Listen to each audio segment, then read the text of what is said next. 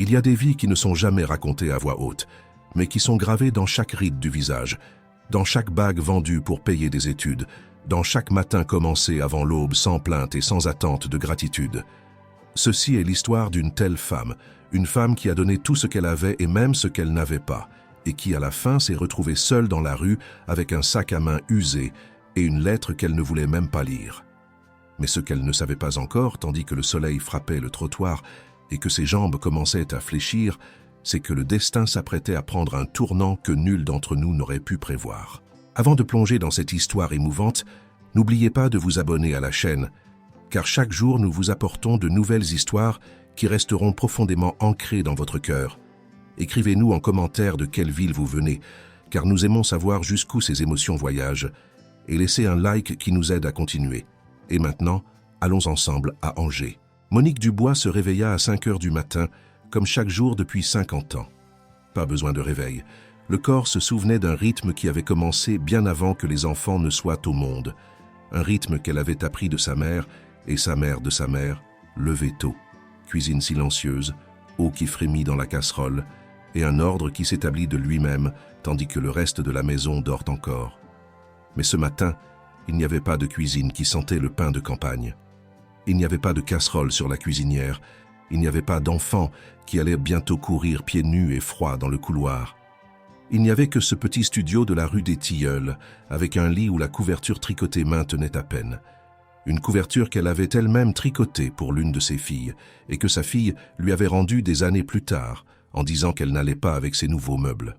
Elle se leva lentement, avec cette prudence qu'impose la vieillesse, chaque mouvement réfléchi, chaque pas mesuré. Ses genoux craquaient.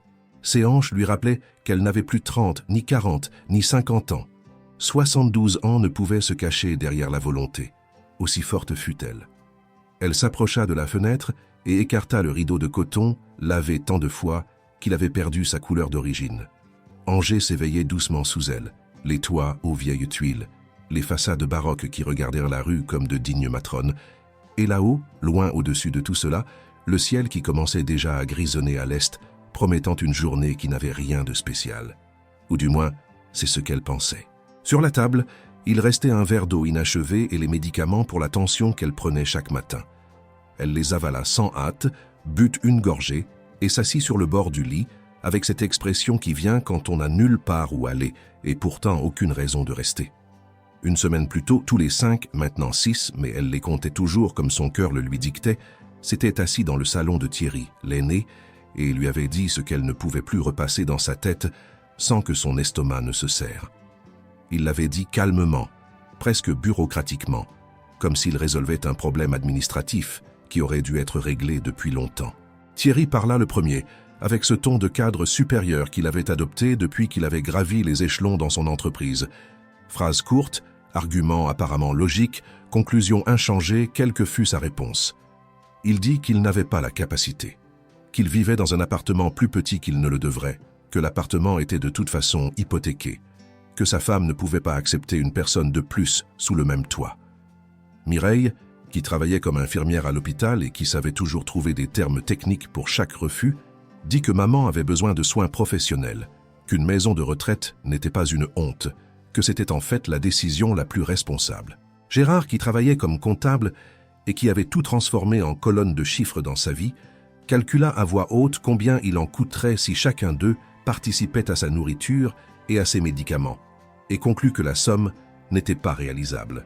Sophie, professeure des écoles qui s'efforçait toujours d'apaiser les situations, dit que maman serait de toute façon plus heureuse entourée de personnes de son âge, qu'elle aurait des activités, qu'elle aurait quelqu'un pour s'occuper d'elle jour et nuit.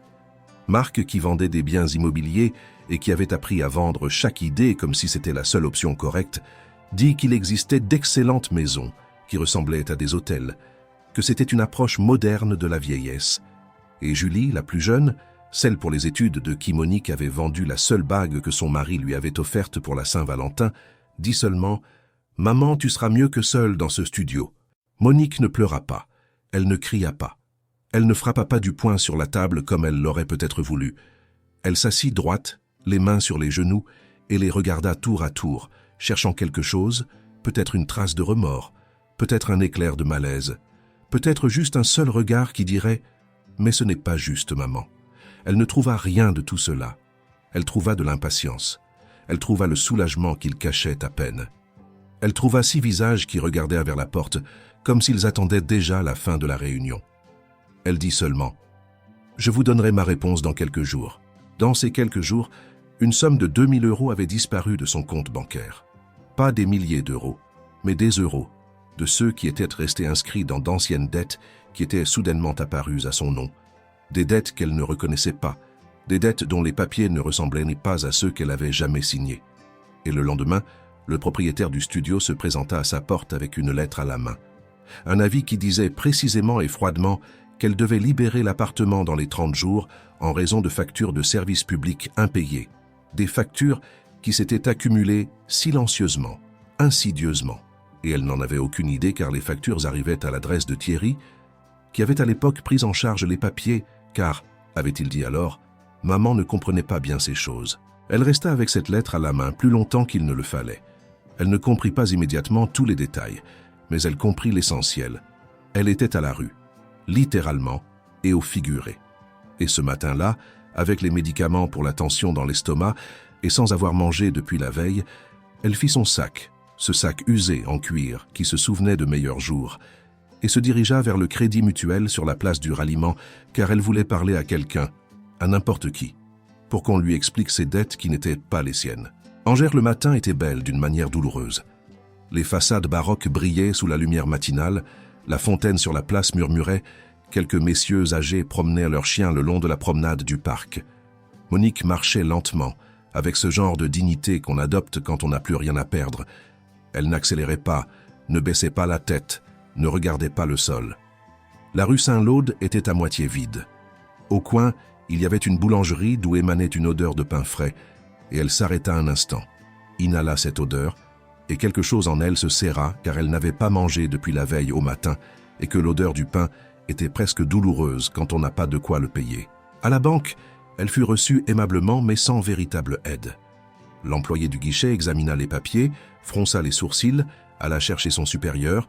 Le supérieur examina la même chose, rendit les papiers avec une expression qui disait que c'était compliqué et que cela prendrait du temps. Ils lui dirent de revenir dans une semaine, qu'il devait en vérifier, qu'il y avait une procédure. Elle sortit avec la lettre à la main et le même solde sur son compte, 0. Elle s'arrêta sur les marches de la banque et pour la première fois depuis la réunion chez Thierry, elle sentit que ses jambes ne voulaient plus coopérer. Non par douleur, mais par quelque chose de plus profond, quelque chose qui commence dans la poitrine et se propage vers le bas quand le corps comprend enfin ce que l'esprit refuse d'accepter. Elle s'assit sur les marches. Elle n'avait nulle part où aller. Son sac tomba sur les marches en béton à côté d'elle et elle resta assise, le dos droit, les mains sur les genoux, et regarda la place qui se remplissait de passants matinaux, comme si elle ne savait pas qu'un petit monde silencieux et digne venait de s'effondrer. Antoine Leclerc était un homme qui savait lire les chiffres avant d'apprendre à lire les lettres. Son père le disait avec fierté et avec amertume, car les chiffres dans son enfance étaient petits et toujours insuffisants.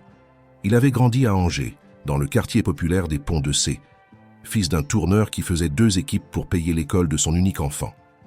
Il n'allait pas à la mer l'été comme ses amis des quartiers plus aisés. Il n'avait pas les baskets à la mode à l'école primaire, mais il avait un père qui disait « Un homme intelligent n'attend pas qu'on lui offre. Un homme intelligent crée les conditions dans lesquelles l'offre doit apparaître. » Antoine s'en était souvenu. Il se souvenait de chaque heure que son père avait passée à l'usine, de chaque repas que sa mère avait préparé avec peu, de chaque conversation qu'ils avaient eue le soir à la table de la cuisine sur ce qu'on pouvait ou ne pouvait pas se permettre. Et quand sa mère était morte, trop tôt, alors qu'il avait encore 23 ans et qu'il venait de créer sa première entreprise, il avait compris qu'il n'existait pas de somme d'argent suffisante pour remplacer la présence. Il avait surmonté cela au fil des ans, lentement, mais la cicatrice était restée. Chaque femme qui entrait dans sa vie savait tôt ou tard qu'il y avait une partie de lui inaccessible. Non par froideur, mais par peur de s'habituer à une présence si cette présence pouvait disparaître à tout moment. Ce matin-là, un mardi qui avait commencé comme n'importe quel autre mardi, Antoine sortit de l'immeuble Leclerc Immobilier SARL, où son bureau au 4e étage donnait sur la place du Ralliement et sur les toits de la vieille ville. Il avait une réunion à 10 heures, un déjeuner à midi avec des investisseurs de Vienne et un après-midi rempli de papiers qui attendaient sa signature. Il parlait au téléphone avec Sandrine, sa secrétaire, tandis qu'il marchait vers la place. Quelque chose sur les rendez-vous, quelque chose sur les documents pour la mairie, quelque chose sur un email qui aurait dû être transmis la veille au soir. Il ne regardait pas devant lui comme un homme qui marche en ville devrait regarder. Il regardait vers le sol, écoutait la voix au téléphone et pensait aux chiffres qui lui étaient restés en tête après l'examen matinal de ses finances. Et puis son regard, par pur hasard, tomba sur les marches de la banque. Une vieille femme était assise sur les marches de pierre, le dos droit et les mains sur les genoux, avec un sac à main usé à côté d'elle, et regardait devant elle avec cette expression qu'Antoine avait reconnue à un moment donné, sans savoir pourquoi il la reconnaissait. L'expression d'un homme qui a épuisé toutes les options et qui reste assis parce qu'il n'a pas d'autre choix. Elle n'était pas négligée, elle était soignée, cheveux attachés en chignon, chemisier boutonné jusqu'au cou, chaussures de la même couleur que le sac à main, bien que les unes et les autres montraient une longue histoire. Mais quelque chose dans sa posture, cette immobilité silencieuse et droite au milieu de l'agitation matinale, disait que quelque chose n'allait pas. Il interrompit Sandrine en plein milieu d'une phrase. « Attendez un instant. » Il s'approcha. La femme ne le regarda pas tout de suite. Elle continuait de regarder vers la fontaine au milieu de la place, avec cette concentration qui n'était pas de la concentration, mais un vide habillé de dignité. « Madame, dit-il, vous allez bien ?» Elle se tourna lentement vers lui. Elle avait des yeux bruns, calmes, un peu voilés par la fatigue ou par quelque chose de plus profond, et un visage qui se souvenait des sourires et des chagrins en parts égales. Elle le regarda avec ce genre de prudence que seuls développent ceux qui ont été trop souvent déçus par la bienveillance des étrangers. « Je vais bien, » dit-elle. La voix était ferme, mais le corps disait le contraire. Un léger tremblement des mains sur les genoux, un soupir trop profond pour être celui d'une fatigue matinale normale. « Vous êtes assise ici depuis un moment, » dit Antoine. Ce n'était pas un reproche. C'était une simple, calme affirmation qui attendait une réponse. La femme regarda vers la place, comme si elle cherchait la réponse là-bas. « Un peu de vertige, dit-elle finalement. « Ça passe ?» Antoine regarda vers la boulangerie du coin, puis de nouveau vers elle. « Avez-vous mangé ce matin ?» Une pause. Courte, mais assez longue pour que la réponse soit claire. « Je n'ai pas faim. » « Ce n'est pas la réponse à ma question, » dit-il calmement. La femme le regarda avec une surprise qu'elle cacha à peine. Elle n'était pas habituée à ce qu'un étranger insiste. Elle n'était pas habituée à ce qu'un étranger s'arrête du tout. Antoine rangea son téléphone dans sa poche. « Je m'appelle Antoine, » dit-il, « et j'aimerais prendre un café maintenant. Voudriez-vous venir avec moi ?» Il n'attendit pas qu'elle trouve une raison de refuser. Il lui tendit la main, non pour l'aider à se lever, mais pour lui offrir un soutien si elle le désirait, et attendit. La femme regarda cette main pendant quelques secondes, et puis elle la prit. La boulangerie du marché était à une vingtaine de mètres de la banque, au rez-de-chaussée d'un vieil immeuble baroque dont les fenêtres étaient ornées de géraniums. À l'intérieur, ça sentait le pain frais, le lait chaud et le bonjour. Antoine commanda 2 cafés, 2 croissants, un verre de jus d'orange et un morceau de brioche aux noix. La femme s'assit en face de lui et regarda tout cela arriver sur la table avec une expression difficile à décrire, comme si elle avait faim depuis si longtemps qu'elle avait elle-même oublié à quel point elle avait faim, et maintenant que la nourriture était devant elle, le corps réagissait plus vite que la fierté. « Mangez », dit-il simplement. Elle mangea lentement avec cette discipline ralentie qui ne vient pas des manières, mais de l'habitude de ne pas montrer à quel point on a besoin de quelque chose. Mais ses mains tremblaient un peu en cassant le croissant. « Comment vous appelez-vous » demanda-t-il. « Monique, » dit-elle. « Monique Dubois. Danger ? Toute ma vie. » Antoine but son café et attendit. Il ne posa plus de questions. Il avait appris au fil des années de négociations et de solitude que le silence n'était pas un malaise. Le silence est un espace dans lequel on entre seul quand on est prêt. Et Monique entra dans cet espace. Elle commença lentement, comme les vieilles femmes commencent les histoires qu'elles ont portées longtemps, non pas par le début, mais par l'endroit qui leur fait le plus mal. Elle dit qu'elle avait 6 enfants. Elle dit qu'ils étaient adultes, employés, qu'ils avaient leur propre maison. Elle dit que la semaine précédente, ils lui avaient annoncé ensemble qu'elle devrait aller en maison de retraite. Elle le dit d'une voix neutre, sans drame, mais Antoine vit comment les muscles autour de sa bouche se tendaient en prononçant ces mots, comme si elle les prononçait pour la 2e fois, et ressentait pour la deuxième fois le même choc. « Et pourquoi étiez-vous à la banque ce matin ?» demanda-t-il. Monique posa le reste du croissant. Elle sortit de son sac un papier plié et le déposa sur la table entre eux. Antoine le regarda. C'était un avis de dette, avec un cachet et des chiffres qui semblaient trop ordonnés pour être accidentels. « Quelqu'un a créé une dette à mon nom, » dit-elle. « Je ne sais pas comment, je ne sais pas qui. Et j'ai reçu un avis de résiliation de bail. » Antoine lut le papier attentivement. Son visage ne révéla rien, mais quelque chose en lui reconnut un schéma qui ne se voit pas dans les malheurs quotidiens. Ce schéma avait un nom, intention. « Avez-vous où aller ?» demanda-t-il directement. « J'ai 6 enfants, dit-elle doucement, et je n'ai nulle part où aller. » Quelques secondes, ni l'un ni l'autre ne parlèrent. À travers la vitrine de la boulangerie, la fontaine sur la place continuait de murmurer. Les passants se pressaient vers leurs obligations matinales, et la ville était complètement indifférente à ce petit silence entre la vieille femme au papier de dette et l'homme qui avait maintes fois pensé tout savoir sur la façon de construire quelque chose à partir de rien. « J'ai une proposition, » dit Antoine. « Ma maison est pleine de chambres depuis que la gouvernante est partie. J'ai besoin de quelqu'un qui sache tenir une maison. » Il s'arrêta un instant. « J'offre une chambre, la nourriture, une assurance maladie et un salaire. 3 fois plus élevé que le prix du marché. » Monique le regarda longuement. Ce n'était pas le regard d'une femme naïve, c'était le regard d'une femme qui, toute sa vie, avait dû distinguer la bonté du piège. « Pourquoi feriez-vous cela pour une étrangère ?» dit-elle. Antoine posa sa tasse. « Parce que j'ai été en retard une fois, » dit-il doucement, « et cela me coûte chaque jour. » Elle ne demanda pas ce que cela signifiait. Quelque chose dans le ton de sa voix lui dit que la réponse était douloureuse et qu'il en avait déjà assez dit. « Je peux y réfléchir, » dit-elle. « Bien sûr. » Ils restèrent encore un peu. Elle but son café jusqu'au bout, il en commanda un autre, et ils parlèrent d'Angers, de ce qu'elle était quand il était jeune, de ce qui avait changé, de l'église Saint-Nicolas, et de la foire qui avait lieu chaque automne dans le parc.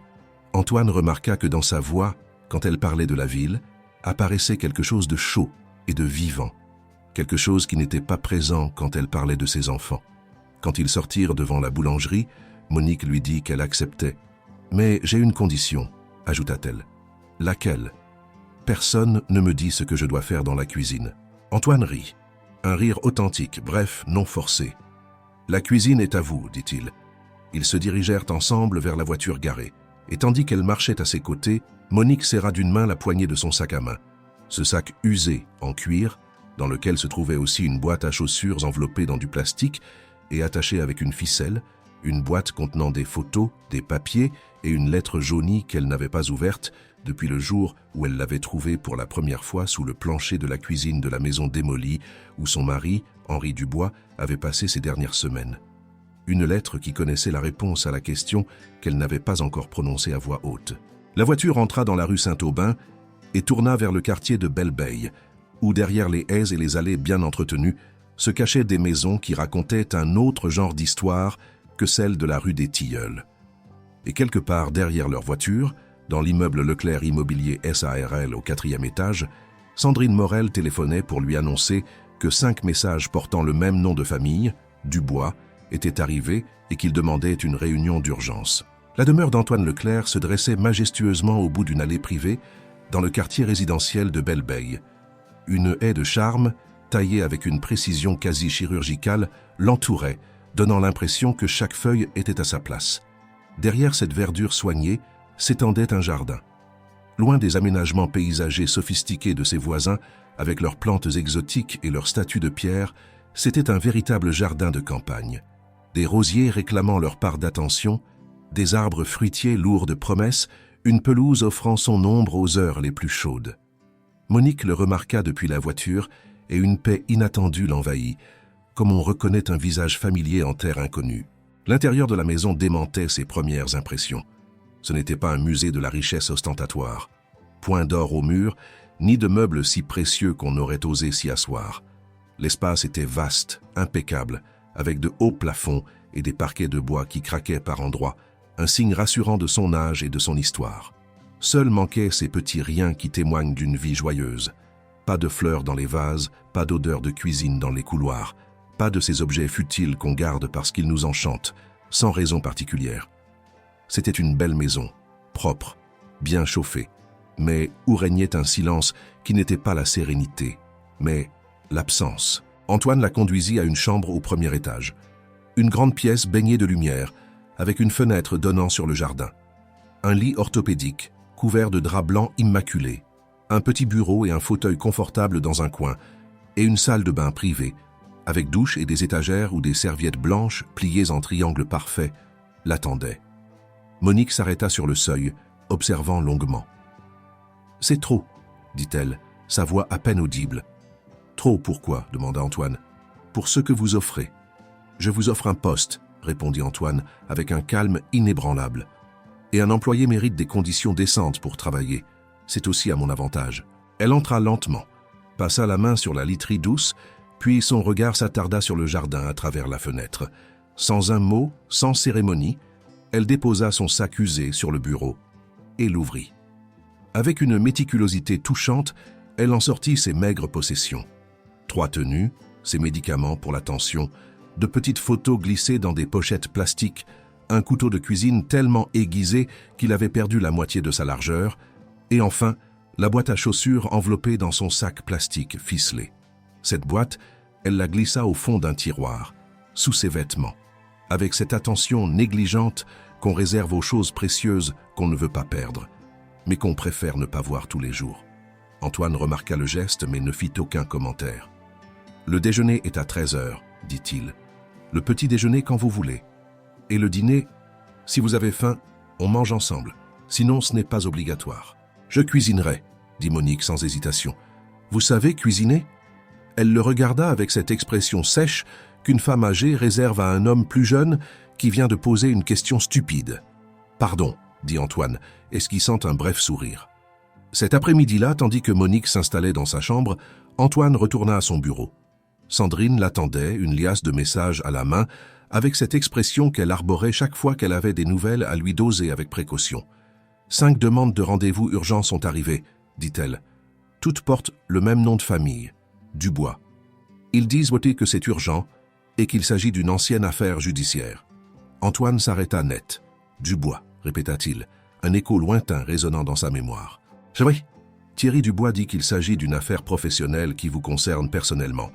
Mireille Dubois-Lefebvre demande un entretien à titre privé. Gérard Dubois souhaite discuter d'obligations financières. Sophie Dubois-Roux et Marc Dubois viennent ensemble. Julie Dubois a envoyé un message sur votre numéro personnel. » Antoine entra dans son bureau et ferma la porte derrière lui. Il s'assit à son bureau et tira d'un tiroir un épais dossier qu'il n'avait pas ouvert depuis plus d'1 an. Mais il savait exactement où il se trouvait. Il connaissait chaque mot sur chaque page, chaque chiffre et chaque date. Le dossier portait l'inscription « Affaire Dubois contre Leclerc Construction SARL, année 2004 ». Il l'ouvrit lentement. À l'intérieur des photographies, photos du chantier, photos de la clôture, photos des panneaux de sécurité, des procès-verbaux, le jugement et des signatures, 5 signatures, celles des enfants qui avaient alors entre 20 et 30 ans, des enfants qui, au nom de leur père défunt, avaient intenté un procès et réclamé des dommages et intérêts pour un accident sur le chantier.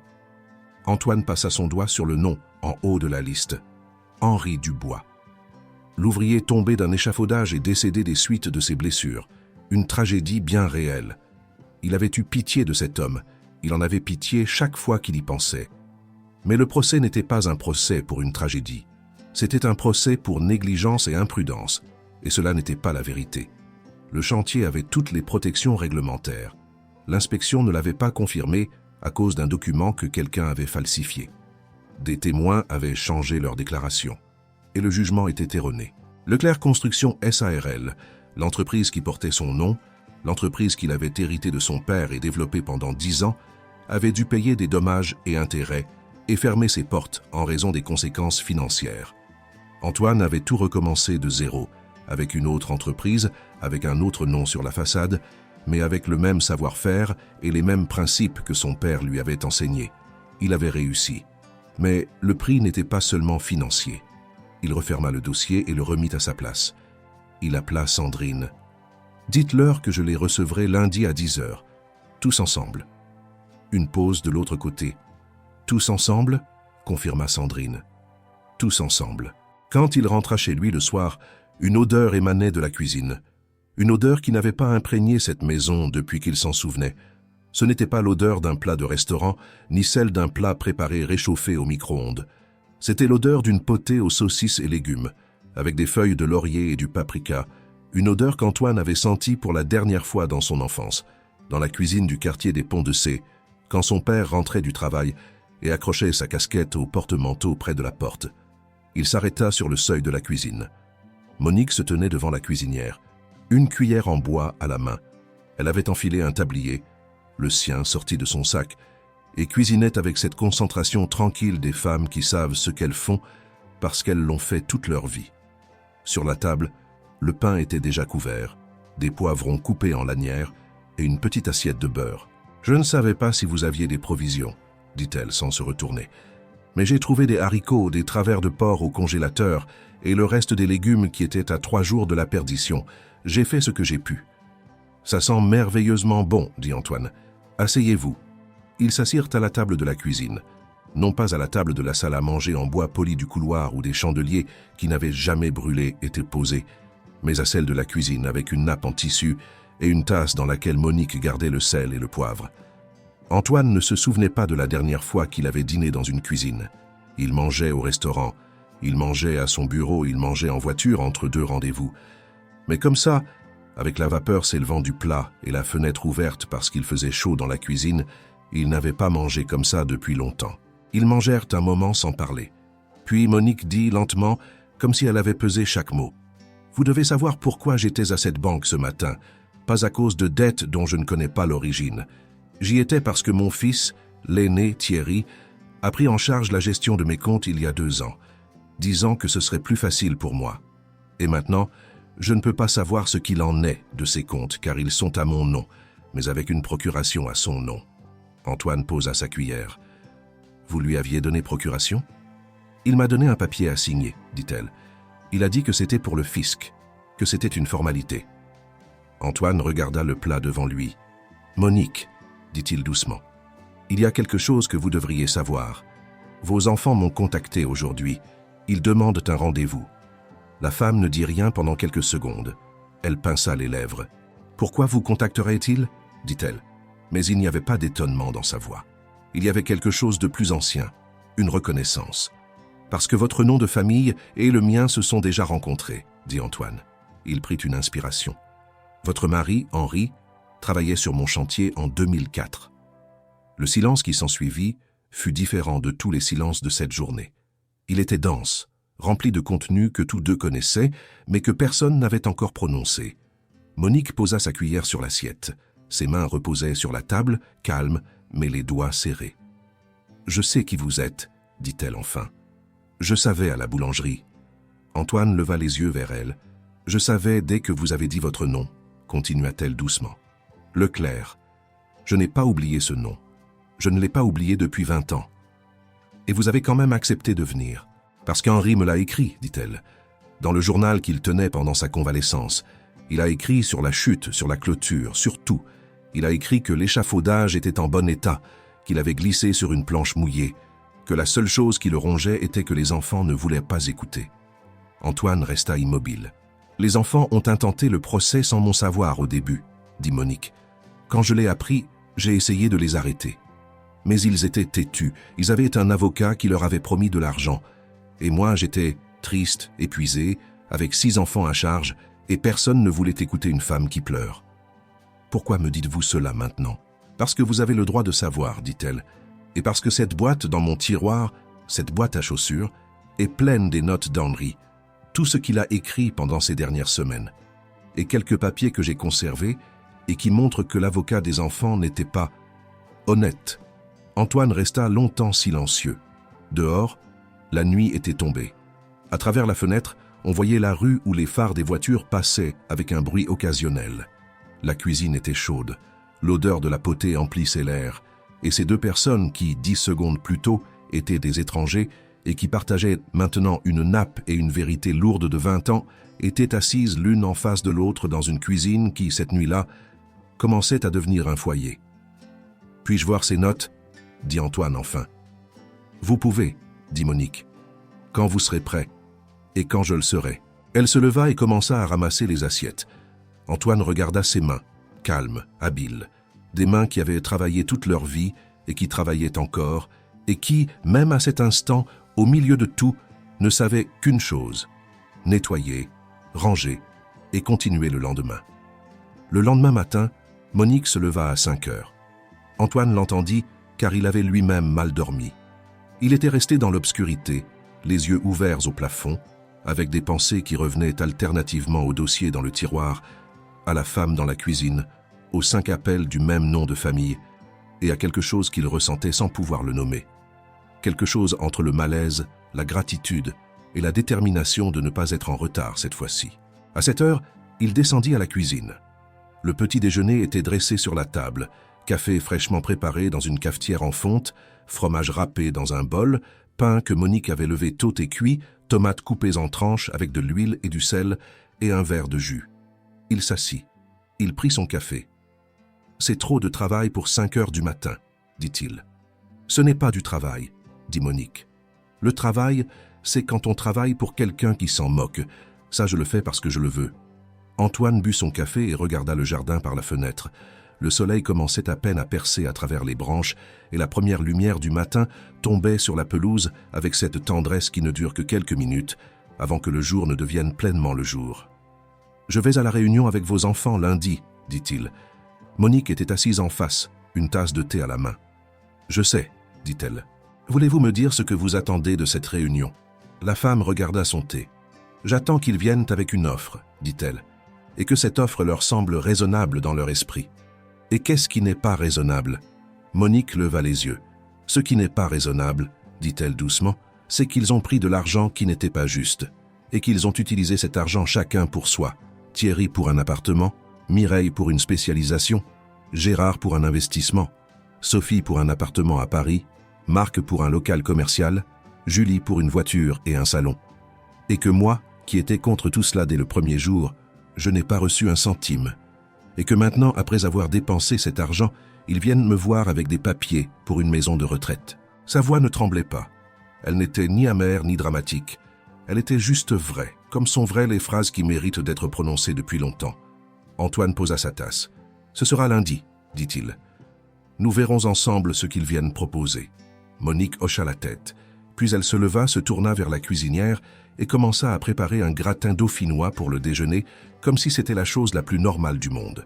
Comme si 2 vieilles connaissances étaient assises à table le matin pour parler du temps, et non de 20 ans d'injustice attendant d'être résolus.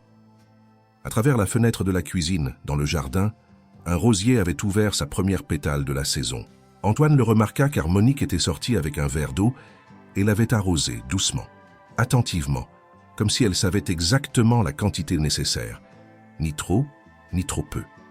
Et tandis qu'elle se tenait dans le jardin avec le verre à la main et le soleil matinal sur le visage, elle ressemblait à une femme qui avait enfin trouvé un terrain stable. Le lundi arriva avec des nuages bas traînant au-dessus des toits d'Angers et un air matinal qui sentait la terre humide et l'approche de la pluie. Antoine enfila son costume bleu marine, celui qu'il portait quand il voulait que la conversation soit claire dès le premier instant, et quitta la maison à 7h40. Monique se tenait dans le couloir, une tasse de café à la main, et le regardait nouer sa cravate devant le miroir de l'entrée. « Vous n'avez pas besoin d'être tendre avec eux, » dit-elle. Antoine regarda son reflet dans le miroir. « Je n'en avais pas l'intention, » répondit-il. Le bureau de Leclerc Immobilier SARL au 4e étage disposait d'une salle de réunion intentionnellement froide, non pas physiquement, mais dans sa conception. Une table en bois sombre, 6 chaises d'un côté, 2 de l'autre, un mur orné de photographies de projets qui rappelaient aux visiteurs l'entreprise qu'ils venaient rencontrer. Sandrine avait disposé des verres d'eau et des dossiers de documents du côté d'Antoine de la table, puis était sortie sans un mot. Ils arrivèrent à 10h05, tous les 6 par 2, avec des expressions qui tentaient d'être professionnelles mais trahissaient un malaise sous la surface. Thierry menait la marche, grand, en veste de costume, avec cette démarche qui vient de trop d'années à gérer des employés à qui il n'était pas nécessaire d'expliquer la force.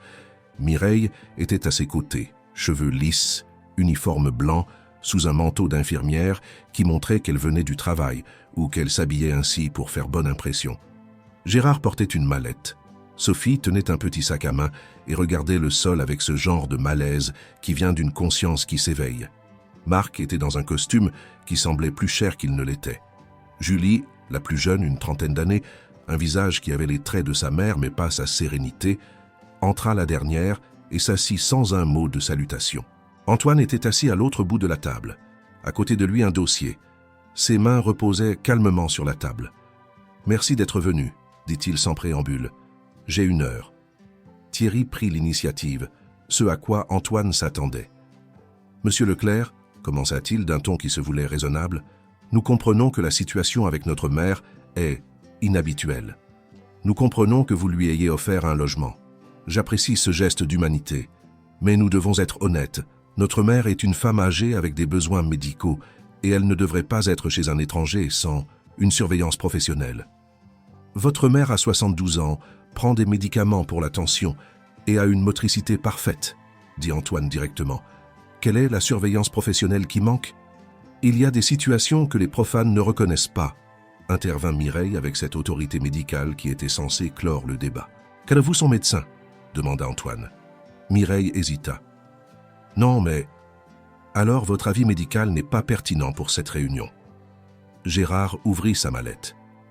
Monsieur Leclerc, dit-il avec cette sécheresse comptable qui remplace l'émotion par des estimations, nous comprenons qu'il existe d'anciennes tensions entre notre famille et votre entreprise. Le procès de 2004 était légal, il a été mené devant les tribunaux et le jugement était définitif. C'est du passé. Ce que nous proposons, c'est que chaque partie conserve son présent et que notre mère retourne sous la garde familiale. Dans quelle famille? Dit Antoine. Dans la vôtre? Ou celle de Mireille? Ou celle de Sophie, Marc, Julie? Car selon mes informations, aucun des 6 ne vit avec elle et aucun des 6 n'a offert une seule chambre quand elle était à la rue. Silence. Sophie leva les yeux de la table. Un instant, juste un instant, avec une expression où perçait quelque chose qui était peut-être de la honte. Marc prit le relais. La situation est compliquée. Nous avons des obligations. Si c'est une question financière, ce n'est pas une question financière, dit Antoine. Il ouvrit le dossier. Mais nous allons quand même aborder la question financière. Il tourna la première page vers eux. Les dommages et intérêts accordés par le jugement de 2004 s'élevaient à 160 000 €, au taux de change de l'époque. L'entreprise de mon père, que j'ai héritée et développée, a été contrainte de fermer ses portes dans les 2 ans suivant le paiement. J'ai recommencé de zéro, avec un autre nom, avec de nouveaux employés, sans un seul projet qui était prévu et qui aurait dû employer 32 personnes. Personne de l'autre côté de la table ne dit un mot. L'enquête que j'ai menée des années plus tard, une enquête privée car il n'y avait pas d'intérêt public à rouvrir l'affaire, a révélé certaines irrégularités dans la procédure. Des déclarations de témoins qui ont été modifiées entre la première et la deuxième audition. Un rapport médical qui était exagéré dans des détails clés. Un avocat qui a utilisé des méthodes non conformes au code d'éthique de la profession. Thierry prit un verre d'eau. Sa main ne tremblait pas, mais il prit l'eau au mauvais moment, au moment où l'on prend de l'eau quand on ne sait pas quoi faire de ses mains. Ce sont des allégations sans preuve, dit-il. Les preuves sont dans le dossier sur la table, dit Antoine calmement. Vous pouvez les consulter maintenant ou plus tard.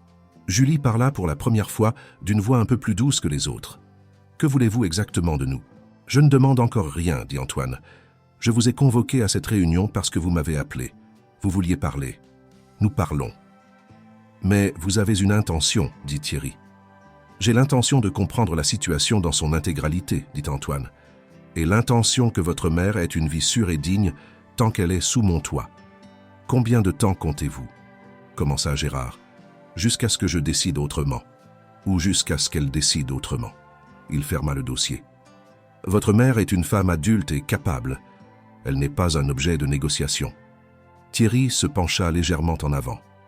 Monsieur Leclerc, dit-il d'une voix qui tentait d'être apaisée mais avait des aspérités, nous comprenons qu'il existe une composante émotionnelle à cette affaire, peut-être même commerciale, mais notre mère est une personne vulnérable et nous avons une responsabilité légale.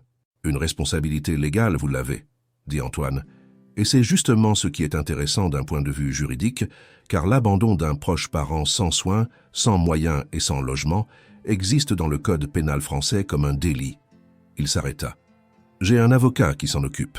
Pour l'instant, aucune procédure n'a été engagée. Cela dépendra de l'évolution de la situation. La pièce était silencieuse. Par la fenêtre, on entendait que la pluie avait commencé.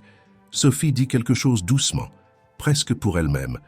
Maman a dit qu'elle n'avait pas accepté la maison de retraite. Non, dit Antoine, et elle a dit qu'elle était bien là où elle était.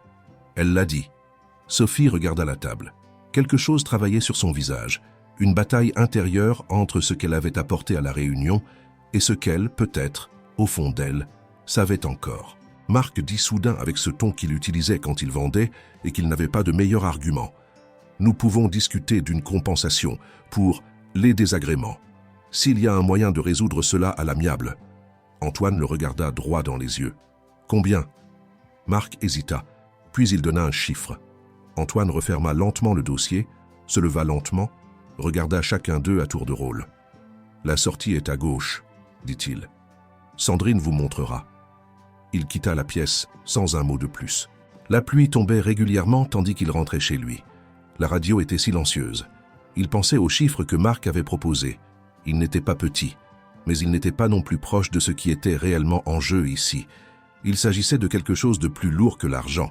Le fait que 6 enfants adultes soient assis à une table et négocient leur propre mère comme si elle était un objet aux enchères. Ce fut le moment où Antoine cessa de considérer cette situation comme un simple cas. Il commença à la considérer comme quelque chose de personnel. Monique l'attendait dans la cuisine quand il entra. Sur la table, du café et une petite assiette de douceur.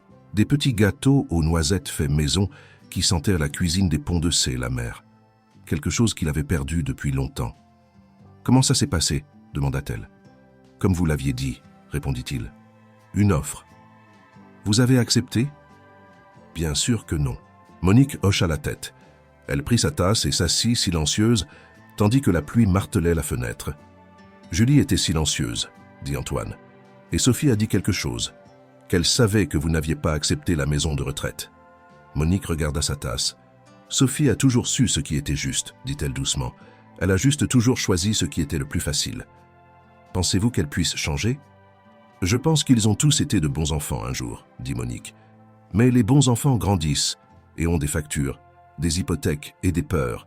Et à la fin, il ne reste plus beaucoup de place pour une bonté qui ne sert à rien. Antoine prit un petit gâteau.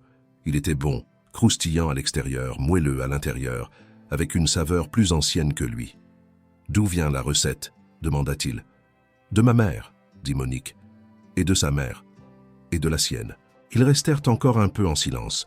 Puis Monique dit très calmement, « Il y a quelque chose que vous devez savoir sur l'avocat qui a travaillé avec mes enfants en 2004. » Antoine posa sa tasse.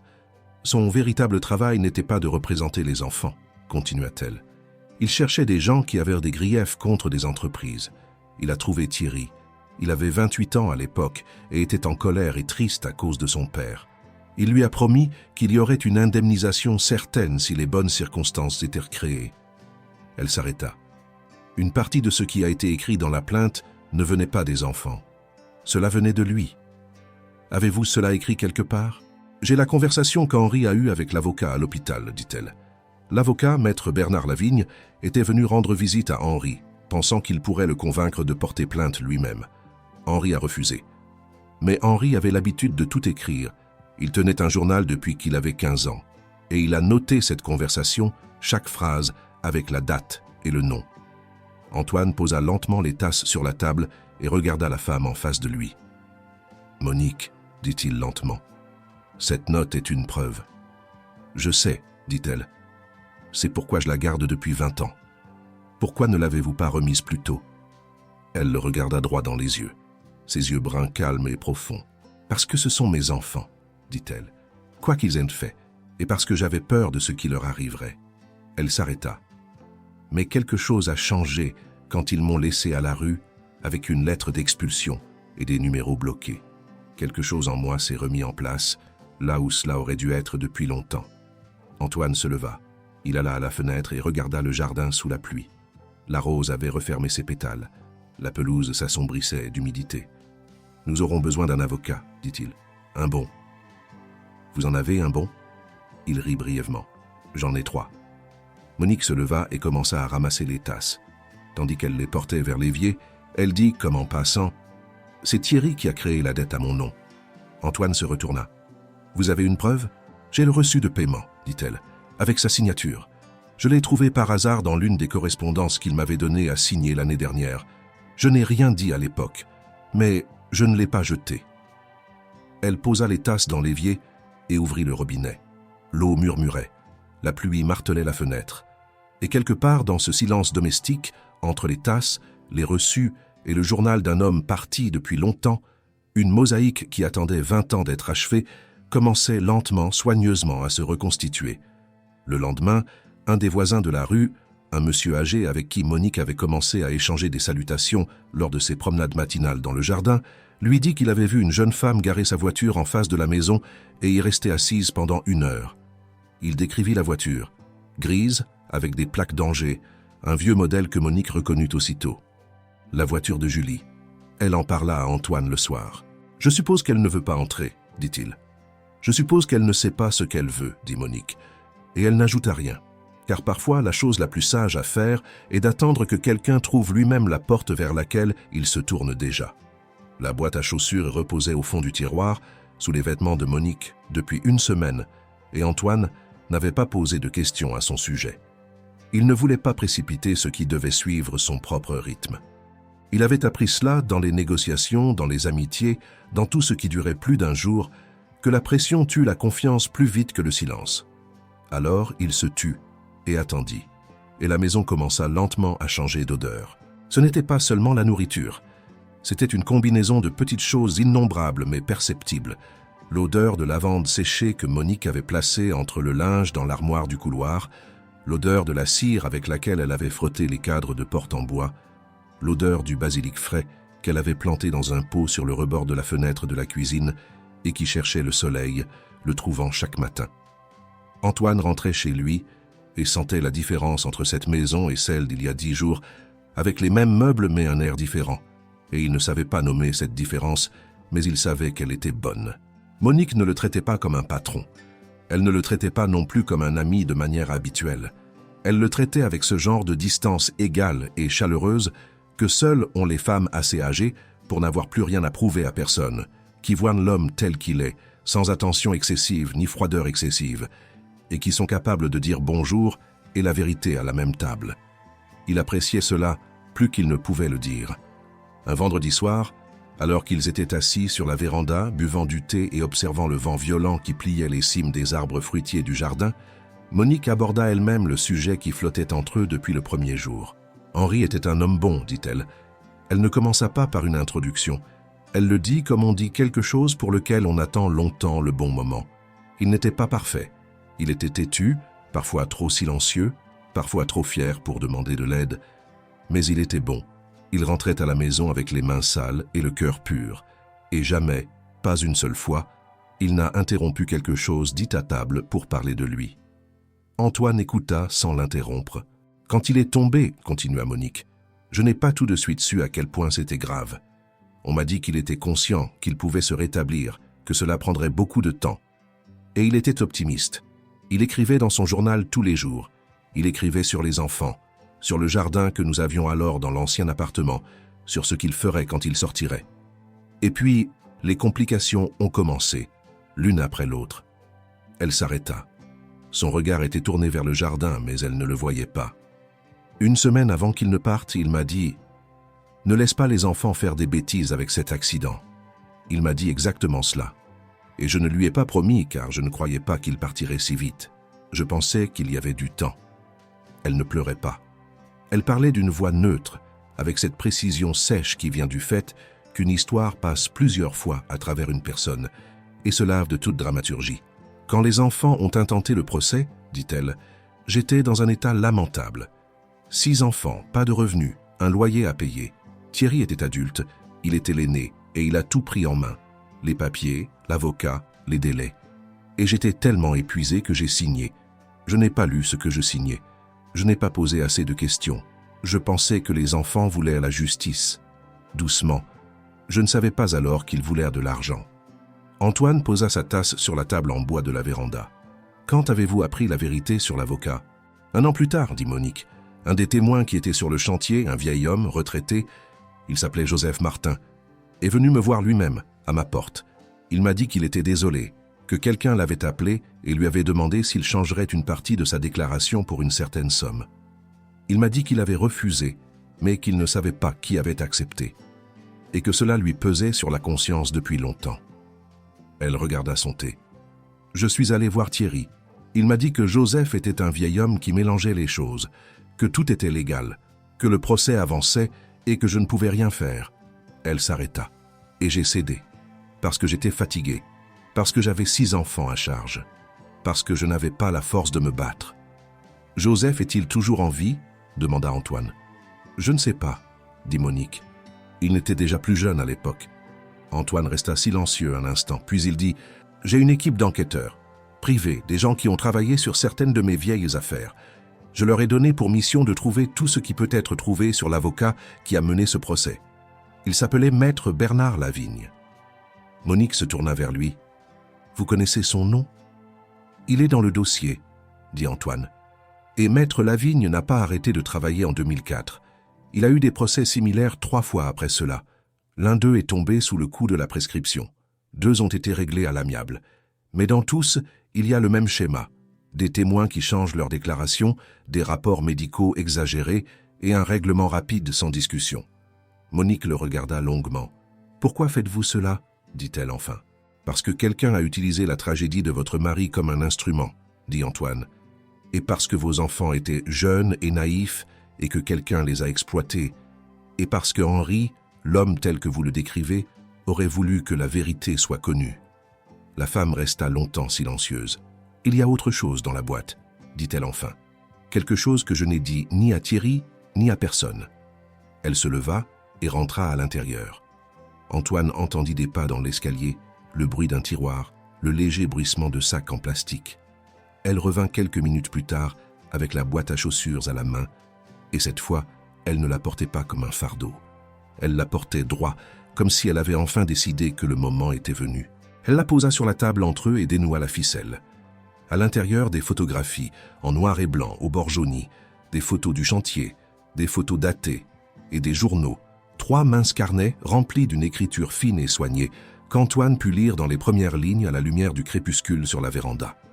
Et au fond de la boîte, sous tout cela, une lettre dans une enveloppe jaunie portant une seule inscription, écrite au crayon d'une main légèrement tremblante. Pour Monique, quand il le faudra. « Il l'a écrite 1 semaine avant de partir, » dit Monique doucement. « L'avez-vous lu ?»« Oui, 1 fois. Dès que je l'ai trouvé sous le plancher de la cuisine dans l'ancienne maison, il l'avait caché là parce qu'il me connaissait. » Elle sourit légèrement, juste un peu, juste un instant. Il savait que je ne la trouverais que si je cherchais. Qu'est-ce qu'elle dit? Elle dit que tout allait bien sur le chantier, que l'inspection était en ordre, qu'il est tombé parce qu'une planche était mouillée et parce qu'il était fatigué et qu'il n'avait pas été attentif ce jour-là. Et elle dit, elle s'arrêta. Elle dit qu'il ne veut pas que son accident soit utilisé pour prendre à quelqu'un ce qu'il a gagné par un travail honnête. Antoine resta assis calmement. C'est sa volonté exprimée sur papier, dit-il. Oui. Avec une date? Avec une date, avec une signature, avec 2 témoins, le voisin de l'étage du dessus et une infirmière qui le visitait. Antoine prit une inspiration plus longue que la normale. Ce que Monique venait de poser devant lui n'était pas seulement une lettre. C'était une clé qui était restée dans une boîte à chaussures, sous un vieux lit, dans un studio de la rue des Tilleuls, pendant 20 ans. Et cette clé ouvrait quelque chose qui attendait d'être ouvert depuis plus longtemps encore. Le lendemain, 2 appels téléphoniques importants eurent lieu. Le premier venait de l'enquêteur privé qu'Antoine avait engagé. Maître Bernard Lavigne, l'ancien avocat dont la licence avait été révoquée en 2011 pour des manquements éthiques dans une autre affaire, vivait à Saumur et offrait des conseils informels à de petites entreprises. L'enquêteur avait trouvé un de ses anciens clients prêt à parler, un homme qui, en 2007, avait accusé Lavigne d'avoir falsifié des documents dans son dossier. L'affaire avait été classée sans procès, mais l'homme avait conservé des copies. Le second appel venait de Sophie Dubois-Roux. Elle appela directement Monique, pas Antoine. Monique prit l'appel dans le jardin, debout près du rosier qui avait maintenant 3 pétales ouverts. Antoine était dans son bureau et n'entendit que sa partie de la conversation. Des phrases courtes, des pauses plus longues que les phrases, et à la fin un silence de quelques secondes. Quand elle rentra, elle dit « Sophie veut venir. Seule? Seule. Elle dit qu'elle veut parler uniquement avec moi. Antoine la regarda. Allez-vous la recevoir? Monique regarda par la fenêtre. C'est mon enfant, dit-elle. Quoi qu'il arrive, c'est mon enfant. Sophie arriva le lendemain, un lundi après-midi.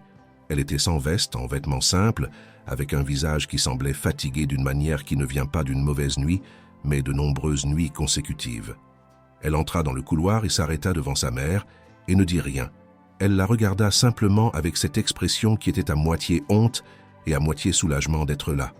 Monique la serra dans ses bras. Elle n'attendit pas que Sophie dise quoi que ce soit. Elle la serra simplement, droit, fermement, sans drame, comme serrent les mères qui ont beaucoup pardonné avant même que le pardon ne soit demandé. Sophie se mit à pleurer. Pas silencieusement.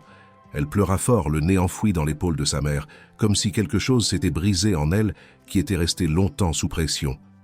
Et Monique la tint simplement, et ne dit rien car il n'y en avait pas besoin. Antoine alla dans le jardin. Il ne voulait pas être témoin de ce moment. C'était un espace privé entre une mère et sa fille, et il était un étranger dans cet espace même dans sa propre maison.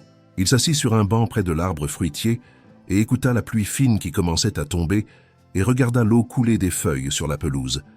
Et il pensa à sa mère, au fait qu'il n'était pas là à la fin, qu'il l'avait appelée, mais qu'il était à Francfort pour une réunion qui n'était pas importante et à laquelle il était pourtant allé, et qu'il n'avait pas pu lui dire au revoir. Et il pensa que parfois le destin fait des choses étranges. Il vous rend quelque chose de similaire à ce que vous avez perdu, non pas comme un remplacement, mais comme une seconde chance d'être présent. Et être présent est parfois la seule chose qui soit demandée. Sophie resta 3 heures.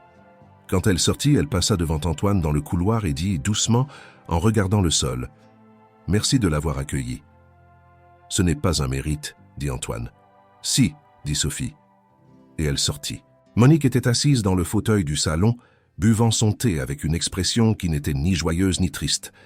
Elle était un peu sereine, un peu pensive et un peu ouverte, comme le visage d'une personne qui vient de déposer un fardeau qu'elle portait depuis longtemps et qui sent encore le poids sur ses épaules, mais sait qu'il n'est plus là. « Qu'est-ce qu'elle vous a dit ?» demanda Antoine. « Elle a dit qu'il ne savait pas pour la dette à mon nom, » dit Monique. « Elle dit que Thierry l'a fait seule, sans en parler aux autres, et qu'elle a peur qu'ils se soient tous cachés derrière Thierry parce qu'il avait pris les choses en main et que c'était plus facile pour eux de dire oui. » Elle s'arrêta. Elle a aussi dit que tout ce matin-là, quand ils m'ont donné la déclaration pour la maison de retraite, que tout ce matin-là, elle avait l'estomac noué et qu'elle voulait dire quelque chose, mais ne savait pas comment, et qu'elle avait honte. Vous la croyez? Monique réfléchit. Sophie n'a jamais été mauvaise, dit-elle. Elle était faible, et la faiblesse et la méchanceté ne sont pas la même chose, même quand elles ont les mêmes conséquences. Antoine s'assit en face d'elle. Va-t-elle collaborer avec nous s'il y a une procédure judiciaire? Monique le regarda. Elle a dit qu'elle le ferait, dit-elle. Elle a dit qu'elle était venue justement pour ça, qu'elle aurait dû venir plus tôt. La nuit était silencieuse. Au loin, un chien aboyait. La cuisine sentait le thé et le basilic de la fenêtre. Et dans ce silence d'une maison d'Angers, qui commençait à devenir un foyer plus vite que l'un ou l'autre ne l'avait prévu, quelque chose se développait qui ne figurait pas dans les papiers ni les dossiers. La confiance lentement et inévitablement, comme l'eau qui cherche son niveau. L'avocate maître Christine Fournier était une femme qui parlait doucement et pensait vite, ce que ses adversaires au tribunal découvraient généralement trop tard. Antoine la connaissait depuis des années. Elle était l'une des 3 à qui il confiait les affaires qui exigeaient de précision et patience à parts égales. Quand il l'appela et lui décrivit brièvement la situation, elle dit seulement « Venez mardi avec tout ce que vous possédez et amenez madame ». Le bureau de maître Fournier se trouvait dans le vieux quartier d'Angers, au premier étage d'un immeuble au plafond voûté et au parquet qui craquait à chaque pas. Sur le mur derrière son bureau, des étagères remplies de dossiers classés chronologiquement, sans fioriture, sans diplôme visible, juste du travail, juste de la matière, juste des arguments. Monique entra, la boîte à chaussures sur les genoux, avec une expression plus sereine qu'Antoine ne l'avait imaginé. Maître Fournier l'accueillit debout, lui serra la main, lui désigna la chaise à côté d'Antoine et passa immédiatement au fait. Pendant 1h30, ils ne se levèrent pas. Maître Fournier lut les journaux d'Henri Dubois lentement, page par page, et Monique, de temps en temps, expliquait l'écriture ou le contexte. Antoine était assis à côté et écoutait. Et plus il écoutait, plus il voyait clairement à quel point ce journal avait été tenu avec soin, presque incroyablement détaillé. Henri avait écrit sur tout, sur la douleur, sur les médicaments, sur les conversations avec les médecins, mais aussi sur les conversations avec les enfants, sur les conversations avec l'avocat qui lui avait rendu visite, sur des détails qui, à première vue, semblaient insignifiants, mais qui, dans ce contexte, étaient aussi précieux qu'un procès verbal. « C'est précieux, dit Maître Fournier sans lever les yeux du carnet. Ce n'est pas décisif en soi, mais en combinaison avec la lettre, avec la déclaration de ce Joseph Martin, si nous pouvons le retrouver, avec la documentation sur Maître Lavigne, c'est une base. » « Quelle base ?» demanda Antoine. « La révision d'un jugement non définitif est compliquée, dit l'avocate. Mais ici, nous ne parlons pas seulement de révision. Nous parlons d'un délit, falsification de documents dans une procédure judiciaire, contrainte de témoins, prise de procuration sans juste compensation. Et nous parlons du délit d'abandon d'un proche parent âgé sans soin. » Elle regarda Monique. « Êtes-vous sûr de vouloir suivre cette voie ?» Monique regarda par la fenêtre, vers l'arc voûté que l'on voyait de la rue en contrebas. « Je ne voulais pas, dit-elle doucement. Pendant des années, je n'ai pas voulu. Je gardais cette boîte et je savais ce qu'elle contenait. Et chaque fois que je pensais à agir, je pensais au visage de mes enfants. Au visage de mes enfants quand ils étaient petits. » Elle s'arrêta. « Mais ensuite, ils m'ont laissé à la rue, avec des numéros bloqués, et j'ai compris, ce n'est pas l'amour qui a mal tourné, c'est autre chose. » Maître Fournier hocha la tête. « Dans ce cas, dit-elle, j'ai besoin d'un consentement écrit et des originaux de tout ce qui se trouve dans la boîte. Nous ferons des copies, mais les originaux resteront chez moi. » Monique posa la boîte sur la table. « Les originaux sont ici. » En sortant du bureau, Antoine marchait à côté de Monique, dans la rue étroite de la vieille ville. Le ciel était blanc et calme, sans pluie, sans soleil, ce ciel d'Angers uniforme et silencieux, caractéristique des jours qui ne sont ni beaux ni laids. « Avez-vous peur ?» demanda-t-il. « Non, dit Monique. J'avais peur quand je les gardais. Maintenant que je les ai donnés, je n'ai plus peur. » La semaine suivante se déroula comme un mécanisme mis en marche et qui ne pouvait plus être arrêté de sa propre volonté. L'enquêteur retrouva Joseph Martin, âgé mais bien présent. Il vivait avec sa fille au Pont de C et avait une mémoire aussi claire que celle de ceux qui avaient porté longtemps quelque chose sur la conscience et qui avaient enfin la solution en tête. Il dit qu'il viendrait témoigner. Il dit qu'il le voulait depuis longtemps. Ils retrouvèrent également l'ancien client de Maître Bernard Lavigne, Étienne Duval, une cinquantaine d'années, ancien propriétaire d'une petite entreprise de mécanique qui avait fait faillite à cause d'un procès mal mené en 2007. Duval avait conservé des copies de tous les documents, littéralement dans des cartons dans son garage, car il savait qu'un jour il pourrait être nécessaire. Maître Fournier déposa la plainte. La nouvelle parvint aux enfants plus vite que quiconque ne l'avait prévu. Thierry fut le premier à réagir. Il apparut le jeudi matin devant le portail de la propriété d'Antoine avec une expression qui se voulait autoritaire, mais était empreinte d'une peur qu'il ne pouvait cacher. Il ne sonna pas. Il resta devant le portail et attendit que quelqu'un le remarque. Monique le vit depuis le jardin où elle arrosait le basilic dans le pot qu'elle avait mis dehors. Ils se tenaient l'un en face de l'autre, le portail entre eux. Thierry semblait plus âgé qu'il ne l'avait été au bureau. Ou peut-être semblait-il tel qu'il est quand il n'est pas en costume, quand il n'est pas à table avec ses 5 frères et sœurs, quand il est seul et qu'il doit regarder sa mère dans les yeux. « Maman » dit-il. « Thierry » dit-elle. « S'il te plaît. » Sa voix était différente, sans ce ton de cadre supérieur. « S'il te plaît, retire-toi de ça. L'avocate a déposé une plainte. Tu sais ce que ça signifie. »« Je sais, » dit Monique. « Maman, si ça va plus loin. » Il s'arrêta. « Nous pourrions perdre notre emploi. Nous pourrions avoir un casier judiciaire. Mireille pourrait perdre sa licence. »« Je sais, » dit-elle encore. « Alors pourquoi ?» dit Thierry, et dans cette question, il y avait toute sa confusion, toute cette confusion de quelqu'un qui ne comprend pas pourquoi les conséquences viennent après les causes. « Qu'est-ce que nous t'avons fait de si grave ?» Monique le regarda longuement. « Vous m'avez laissé à la rue, Thierry, » dit-elle doucement, « avec des numéros bloqués. Je ne savais même pas s'il y avait quelqu'un de malade à la maison. Je ne pouvais appeler ni les urgences, ni le SAMU, ni toi. » Elle s'arrêta. Je n'étais pas triste. J'étais anéanti. Comme si je n'avais jamais existé. Thierry regarda le sol. « Je ne voulais pas. »« Si, » dit Monique, « tu voulais. Tu n'as peut-être pas voulu que ce soit si difficile pour moi, mais tu as voulu que je ne sois plus là, et cela diffère du hasard. » Thierry leva les yeux. Quelque chose en ses yeux se brisait, lentement, avec la résistance qui vient de l'orgueil qui ne sait comment se rendre. « Puis-je entrer » dit-il doucement. Monique regarda le portail. Puis elle dit « Pas aujourd'hui, Thierry, pas aujourd'hui. » Et elle se tourna vers le jardin. Elle ne regarda pas en arrière. Elle entendit le bruit de ses pas s'éloignant, le bruit de la voiture qui démarra et partit. Et elle continua d'arroser le basilic, lentement, attentivement, ni trop peu. Antoine le vit depuis la véranda. Il ne sortit pas. Quand Monique rentra, elle s'assit à la table de la cuisine et resta silencieuse un moment. Il s'assit en face, avec son café, sans poser de questions. « C'était la conversation la plus difficile de ma vie, » dit-elle enfin. « Je sais.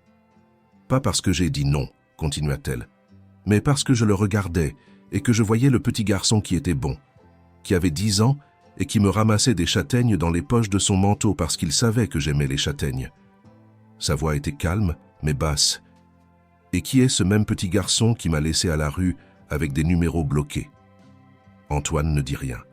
Parfois, c'est la seule bonne réponse. La semaine suivante, Marc tenta une approche différente. Il ne vint pas seul. Il envoya un message à Monique par l'intermédiaire de Sophie. Il voulait s'excuser et demander s'il pouvait venir. Sophie transmit le message à sa mère avec le commentaire « Je pense qu'il est sincère, mais je ne sais pas ». Monique dit à Sophie qu'elle pouvait dire à Marc d'écrire une lettre s'il avait quelque chose à dire. La lettre arriva 2 jours plus tard, manuscrite sur du papier sans en-tête, 3 pages d'écriture serrée. Marc écrivait qu'il avait été jeune et avide et que Thierry avait dit que c'était la seule chance d'avoir quelque chose dans la vie, qu'il avait cru l'avocat qui avait dit que tout était légal, qu'il avait honte de la façon dont tout s'était déroulé. Il écrivait qu'avec l'argent de l'indemnisation, il avait payé un local commercial qui avait fait faillite en 2 ans parce qu'il ne savait pas gérer une entreprise et qu'il avait dépensé le reste. Il écrivait qu'il était désolé et il l'écrivait d'une manière trop détaillée pour être fausse. Monique rendit la lettre à Sophie. « Dis-lui que je l'ai lu, » dit-elle, « et que je n'ai pas fini avec le processus, mais que je n'ai pas fini avec lui non plus. » Antoine était assis ce soir-là avec Monique sur la véranda, plus longtemps que d'habitude. La nuit était douce pour la saison et le ciel d'Angers était clair, parsemé d'une multitude d'étoiles rarement visibles en ville. « Vous m'avez dit une fois, » dit Monique, « que vous aviez été en retard, que cela vous coûtait chaque jour. » Antoine regarda le ciel. « Oui, » dit-il. « Votre mère ?»« Oui. » Silence. Puis il dit « Elle allait bien. Elle n'était pas malade, ou elle ne savait pas qu'elle était malade, ce qui au final revenait au même. Le cœur. Soudainement. Et j'étais à Francfort pour une réunion prévue que nous aurions pu reporter, mais que je n'ai pas voulu reporter parce qu'elle était importante selon un critère qui me semblait raisonnable à l'époque. » Il s'arrêta. « Je suis arrivé 2 heures trop tard.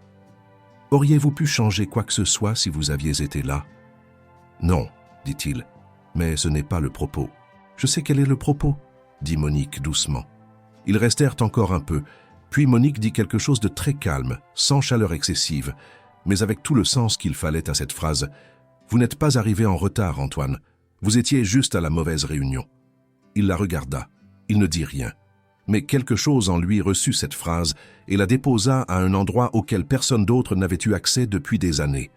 Le lendemain, l'enquêteur privé envoya son rapport.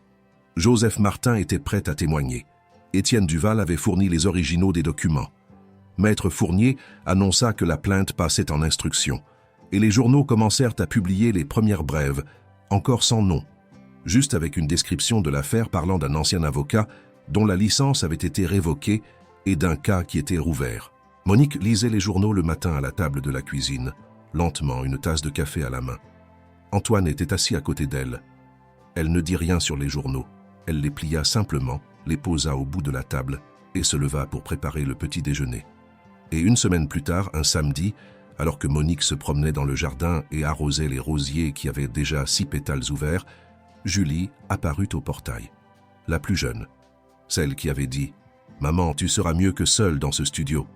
Elle se tenait dehors, les mains dans les poches, sans phrase préparée. Monique la regarda, puis elle lui ouvrit le portail. Julie Dubois était la plus jeune et pour cette raison, elle avait toujours été à la fois la plus protégée et la plus négligée. Protégée parce que ses frères et sœurs aînés prenaient les responsabilités, négligée parce que ses frères et sœurs aînés captaient l'attention.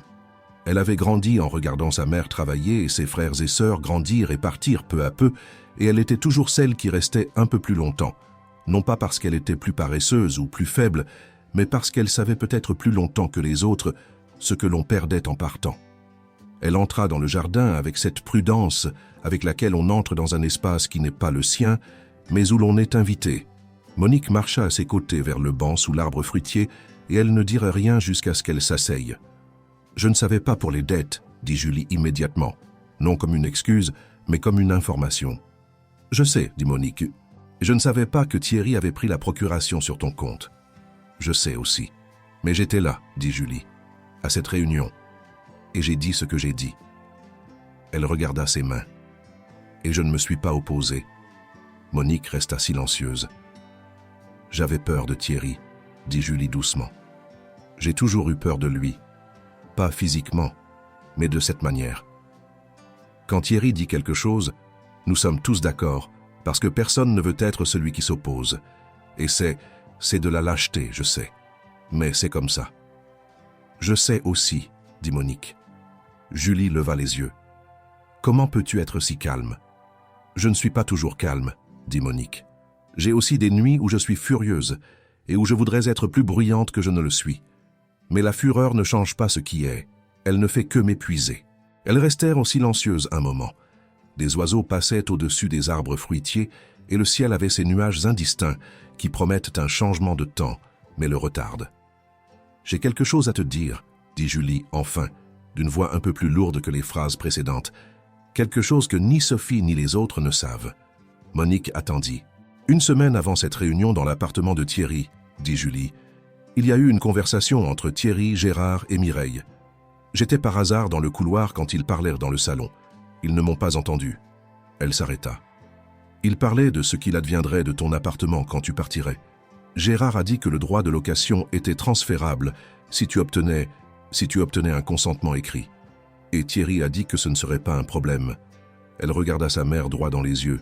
Ils ne parlaient pas de comment t'aider, ils parlaient de ce qu'ils allaient obtenir. Monique ne réagit pas immédiatement. Elle resta assise droite, les mains sur les genoux. « L'as-tu dit à quelqu'un ?»« Non. J'avais trop peur. Et j'étais celle qui avait prononcé cette phrase sur le studio. Et je me sentais coupable. Et je ne savais pas comment dire ce que je savais, sans que cela ne ressemble à des excuses. Et maintenant je ne sais pas ce qui est juste, » dit Julie. « Mais je sais que le silence n'est plus juste. » Monique la regarda longuement, avec ce regard qui ne juge ni ne récompense, qui voit seulement. « Serais-tu prête à dire à l'avocate ce que tu as entendu ?» dit-elle enfin. Julie prit une inspiration. « Oui, » dit-elle. Monique lui posa la main sur la sienne, brièvement, juste un instant. « Alors viens au bureau mercredi, » dit-elle. « L'avocate saura quoi en faire. » Quand Julie partit, Monique resta seule sur le banc encore un moment. Antoine sortit de la maison avec 2 verres de jus et s'assit à côté d'elle, sans poser de questions. « Julie va témoigner, » dit Monique. Antoine hocha la tête. « Et Sophie, » ajouta-t-elle, « elles ont toutes les deux dit qu'elles le feraient. »« Cela change l'affaire, » dit Antoine. « Je sais. » Elle s'arrêta. « Mais ce n'est plus l'affaire qui m'intéresse.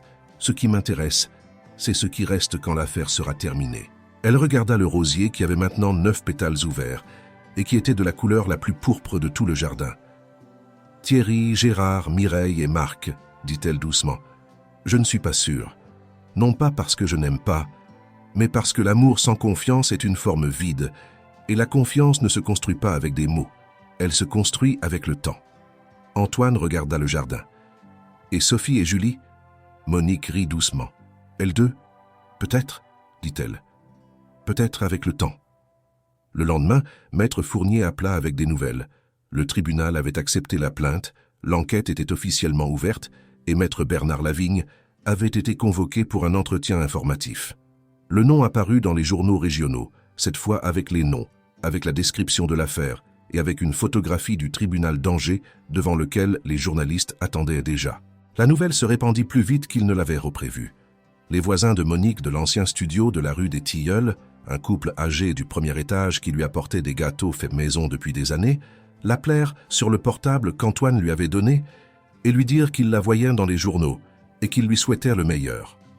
La femme du magasin où elle faisait ses courses depuis des années dit à un journaliste qui l'avait appelée pour des déclarations « Madame Dubois est la femme la plus digne de cette rue. Vous ne devez pas la laisser être traitée ainsi. » L'attention médiatique était un nouveau type de pression, mais Monique accueillait les appels avec la même sérénité qu'elle accueillait tout le reste, brièvement, clairement, sans drame. Elle dit à un journaliste qui l'avait surprise dans la rue « J'ai 72 ans. Je n'ai ni l'énergie ni la volonté de faire une scène. J'ai seulement la vérité et une avocate qui sait quoi en faire. » Antoine était plus prudent avec les médias. Il ne faisait pas de déclaration. Sandrine répondait aux demandes des journalistes par la formule standard « Monsieur Leclerc n'a aucun commentaire à faire à ce stade de la procédure. » Mais en interne, il suivait chaque développement et parlait chaque jour avec Maître Fournier. 15 jours après l'ouverture de l'enquête, l'avocate appela avec des nouvelles dont il n'était pas clair si elles étaient bonnes ou compliquées. « Maître Bernard Lavigne a fait sa déposition, dit-elle. Il n'a pas tout nié. Il a nié l'intention, mais a confirmé avoir contacté des témoins et avoir, dans certains cas, suggéré des modifications dans les déclarations. Il a dit que c'était une pratique courante d'avocats, ce qui est absurde mais que nous devrons contester. »« Et les enfants ?» demanda Antoine. Thierry a pris un avocat. Gérard a pris un avocat. Mireille se consulte. Marc a envoyé une lettre demandant un accord. Sophie et Julie m'ont contacté directement et ont dit qu'elles voulaient collaborer. Antoine transmit cela à Monique le soir. Monique écouta attentivement, les mains autour de sa tasse de thé. « Thierry prend un avocat, dit-elle, ce qui signifie qu'il n'a pas l'intention de se rendre. Ce qui signifie qu'il y aura un combat, dit Antoine. « Ai-je eu raison de lancer ça ?» demanda-t-elle, non pas avec incertitude, mais avec ce qui cherchait la confirmation de son propre jugement. « Vous auriez eu raison même si vous ne l'aviez pas lancé, dit Antoine. C'était votre décision, mais en le lançant, vous avez dit quelque chose d'important. Vous avez dit que vous aviez de la valeur, indépendamment de ce que pensent les enfants. » Monique regarda son thé. « Henri aurait approuvé, dit-elle doucement. Ça, je le sais. » La semaine suivante, Antoine reçut un appel qu'il n'attendait pas, de Thierry directement, sur son numéro personnel. Thierry demandait un entretien privé, sans avocat, sans Monique. Antoine réfléchit brièvement, puis accepta, car il voulait voir ce qui venait de ce côté. Ils se rencontrèrent dans un café du centre d'Angers, dans une petite pièce à l'arrière, à une table près de la fenêtre. Thierry ressemblait à un homme qui n'avait pas dormi depuis longtemps, rasé, soigné, en veste, mais sous cela, autour des yeux, dans la façon dont il s'était assis, on voyait un épuisement qui vient d'une peur qui ne se calme pas. « Je sais ce que vous avez, » dit Thierry sans préambule. « Je connais les journaux, je connais la lettre, et je connais Joseph Martin. »« Alors, nous n'avons pas besoin d'explications, » dit Antoine. « Nous avons besoin de parler, » dit Thierry, « d'homme à homme. » Antoine commanda un café et attendit. « Ai-je fait une erreur ?» dit Thierry. Ce n'était pas une question rhétorique, c'était une vraie question. Avec ce genre de tourment dans la voix qui vient de quelqu'un qui a évité cette question pendant des années et qui, maintenant, pressé par les circonstances, doit y faire face. « Voulez-vous une réponse qui vous soit agréable ou une réponse qui soit vraie ?» dit Antoine. Thierry regarda par la fenêtre. « J'avais 28 ans, dit-il. Papa était mort. Maman pleurait toutes les nuits. Nous n'avions rien. L'avocat a dit que c'était la seule chance. Et moi, je l'ai cru parce que je voulais le croire. Et puis vous avez utilisé cette chance pour un appartement, dit Antoine directement. Thierry serra la mâchoire. Oui. Et vous n'avez pas donné un centime à votre mère. Pause. Oui. Plus doucement. Et vous avez vécu avec ça pendant des années. Oui. Tiens. Antoine but son café. Thierry, dit-il enfin, je ne mène pas cette affaire pour me venger. Je la mène parce que votre mère mérite que la vérité soit connue. Et parce qu'il existe des systèmes qui ne fonctionnent que si les abus ne restent pas sans conséquence. Il le regarda droit dans les yeux. Mais s'il y a la moindre chance que vous sortiez de cela avec un peu d'honneur, cette chance n'est pas dans un avocat qui essaie de rejeter la responsabilité. Cette chance est dans le fait que vous assumiez vous-même la responsabilité. Thierry resta silencieux longtemps. « Maman ne va pas. Maman ne me pardonnera pas, » dit-il doucement. « Ce n'est pas votre question, dit Antoine, c'est la sienne. » Ils se séparèrent sans conclusion. Mais Antoine, en rentrant chez lui, eut le sentiment que quelque chose en Thierry commençait à se fissurer, lentement, avec résistance, comme un mur qui retient longtemps l'eau et cède ensuite à un point. Monique l'attendait avec le dîner. « Comment ça s'est passé ?» demanda-t-elle. « Il n'a pas dit ce qu'il fallait, » dit Antoine. « Mais je pense qu'il a commencé à comprendre ce qu'il fallait. » Monique posa les assiettes sur la table.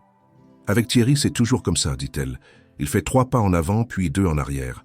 Mais il avance. » Ils mangèrent en silence, la fenêtre ouverte et la nuit qui sentait l'herbe humide et les roses qui se refermaient pour la nuit. Et Antoine pensa, non pour la première fois, qu'il y a des choses qui ne peuvent être planifiées, qui arrivent parce que quelqu'un monte les marches d'une banque un bon matin et trouve un homme qui a été en retard une fois et qui ne veut plus l'être.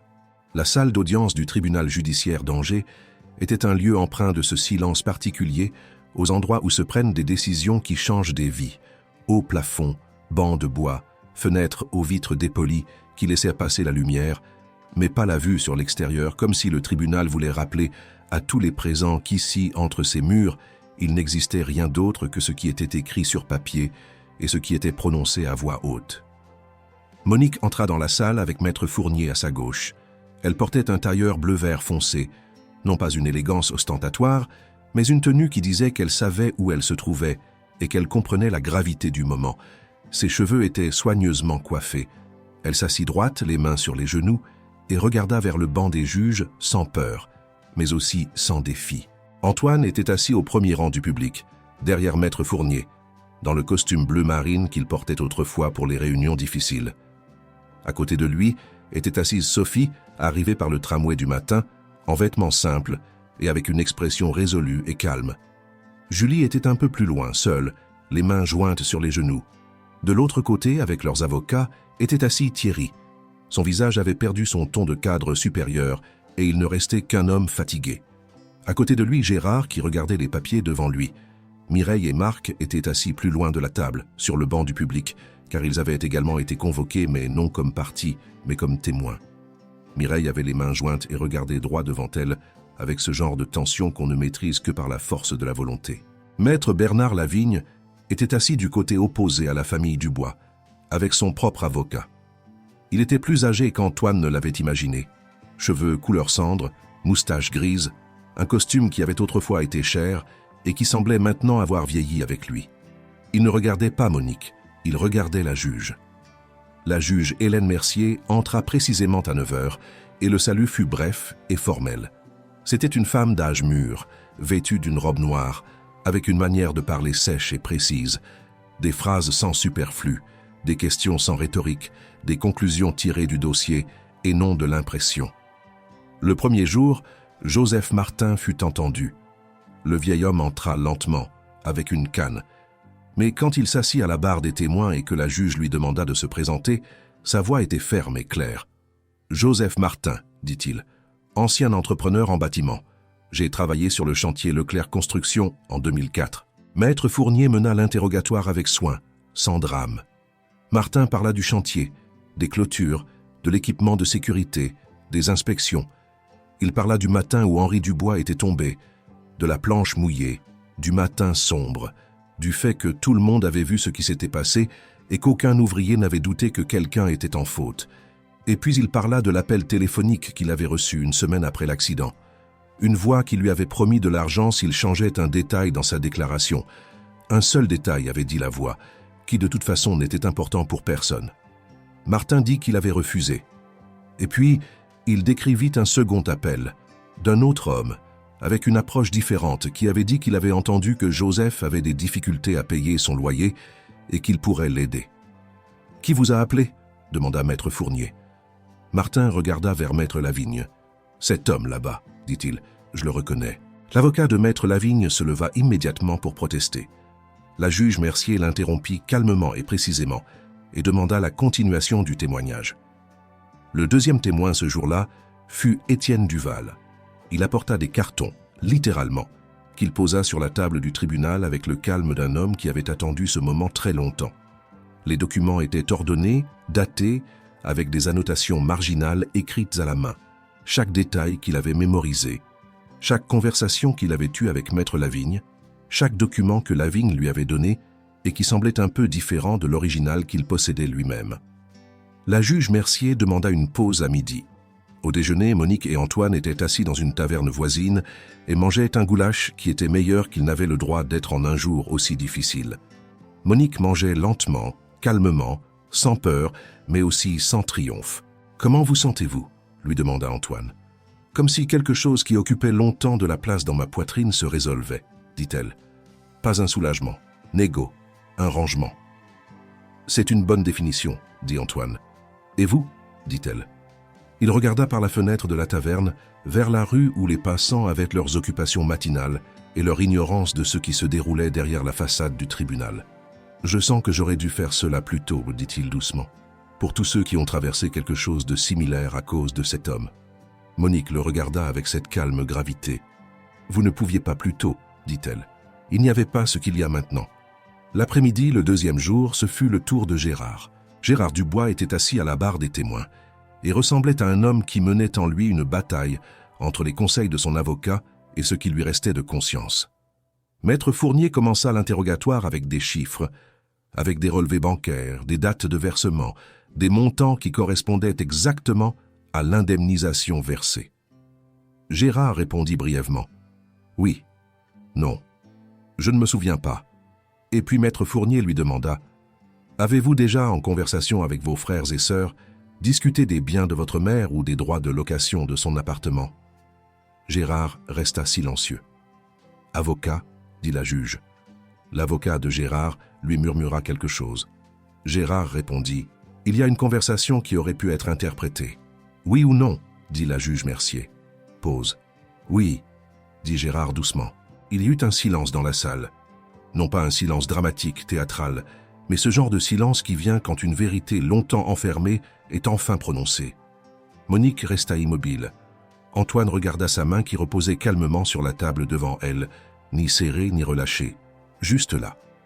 Thierry fut le dernier ce jour-là. Il s'assit à la barre des témoins et Maître Fournier lui tendit un papier. C'était une copie du reçu de paiement avec sa signature, celui que Monique avait conservé de la lettre qu'elle avait donnée à signer. « Reconnaissez-vous cette signature ?» demanda Maître Fournier. Thierry regarda le papier. Son avocate voulut protester, mais Thierry l'arrêta d'un geste de la main. Silence. Une seconde. 2. 3. Oui, dit-il, c'est ma signature. Quelque chose dans la salle bougea, subtilement, invisiblement, mais palpable, comme un déplacement d'équilibre que l'on ne voit pas, mais que l'on sent sous les pieds. Le troisième jour fut le jour de Monique. Elle entra à la barre des témoins avec cette droiture qu'elle avait eue toute sa vie. La juge Mercier lui demanda de se présenter et Monique dit « Monique Dubois, 72 ans, toute ma vie travailleuse, mère de 6 enfants. » Et puis Maître Fournier dit simplement « Dites au tribunal ce que vous estimez important. » Et Monique commença à parler. Elle ne parla pas avec drame. Elle ne parla pas avec colère. Elle parla comme parlent les gens qui ont traversé tant de choses que le drame est devenu un gaspillage d'énergie qu'ils ne peuvent se permettre. Elle parla d'Henri, de l'homme qui travaillait 3 équipes pour que les enfants eurent des chaussures, de l'accident qui était un accident, pas une faute, des enfants qui avaient grandi et qui avaient des raisons d'être en colère, mais qui avaient choisi une mauvaise voie pour cette colère, de l'avocat qui avait trouvé des personnes vulnérables dans un moment triste et les avait utilisées, de ce qu'elle savait et de ce qu'elle avait gardé et pourquoi, du studio de la rue des Tilleuls, de la couverture tricotée rendue parce qu'elle n'allait pas avec les meubles, des dettes à son nom, de l'expulsion, des numéros bloqués. Et puis elle dit quelque chose qui n'était pas préparé. Quelque chose qu'elle dit spontanément, doucement, en regardant vers ses enfants dans la salle. « Je ne suis pas ici pour les détruire. Je n'ai jamais été là pour ça. J'étais là parce qu'un homme a demandé à mon enfant de mentir, et mes enfants ont accepté, et mon mari a écrit que ce n'était pas son souhait, et cette vérité mérite d'être connue, pour lui, pas pour moi. » Il n'y eut aucun son dans la salle. Mireille, qui était assise les mains jointes, baissa la tête. Julie était assise les yeux pleins de larmes, mais sans voix. Sophie avait les mains jointes devant la bouche.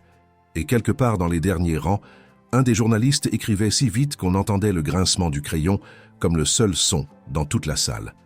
La juge Mercier conclut l'audition et annonça le verdict pour 1 semaine plus tard. En sortant de la salle, Monique et Antoine marchaient côte à côte dans le couloir du tribunal. Le soleil perçait les vitres dépolies du couloir et jetait de légères traînées de lumière sur le sol de pierre. « C'était plus difficile que je ne le pensais », dit Monique doucement. « Oui, non pas à cause de ce que j'ai dit, dit-elle, mais à cause de ce qu'ils regardaient. Mes enfants, ils me regardaient, et je ne pouvais pas ne pas les regarder en retour, et je les ai vus, non pas comme des adultes qui avaient fait quelque chose, comme des enfants. » Elle s'arrêta, et c'est la partie la plus difficile. Antoine regarda vers la sortie du tribunal. « Mais vous avez dit la vérité, dit-il. »« Oui, dit Monique, et Henri aurait dit que c'était la seule chose qui était demandée. » Ils sortirent sous le soleil matinal d'Angers, sur la place avec la fontaine qui murmurait toujours, dans une ville qui continuait sans drame, sans cérémonie, comme les villes continuent toujours, peu importe ce qui se déroule derrière les murs des salles d'audience. Monique s'arrêta sur les marches du tribunal et inspira l'air. « Demain, je ferai une tarte, dit-elle. Celle aux pommes et à la cannelle, celle qui prend 2 heures. » Antoine rit. « Pourquoi ? » ?»« Pour rien, dit-elle. Juste pour la faire. » Et ils se dirigèrent vers la voiture, sur les marches du tribunal d'Angers, qui donnait sur la place du ralliement, dans une ville qui avait été témoin d'histoires plus petites et plus grandes que celle-ci, mais rarement d'histoires qui contenaient à la fois tant de douleur et tant de dignité. Le verdict fut lu le vendredi matin, dans une salle plus remplie que les jours précédents. Les journalistes avaient pris toutes les places libres, les avocats se tenaient le long des murs, et dans les rangs du public, une foule de visages suivait l'affaire qui, dans la semaine entre les auditions et le verdict, avait trouvé sa place dans les journaux régionaux et nationaux. La juge Hélène Mercier entra précisément à 9h15. Elle s'assit, rangea les papiers devant elle et commença à lire d'une voix qui n'était ni dramatique ni sèche, juste précise, comme est lu tout acte juridique valable.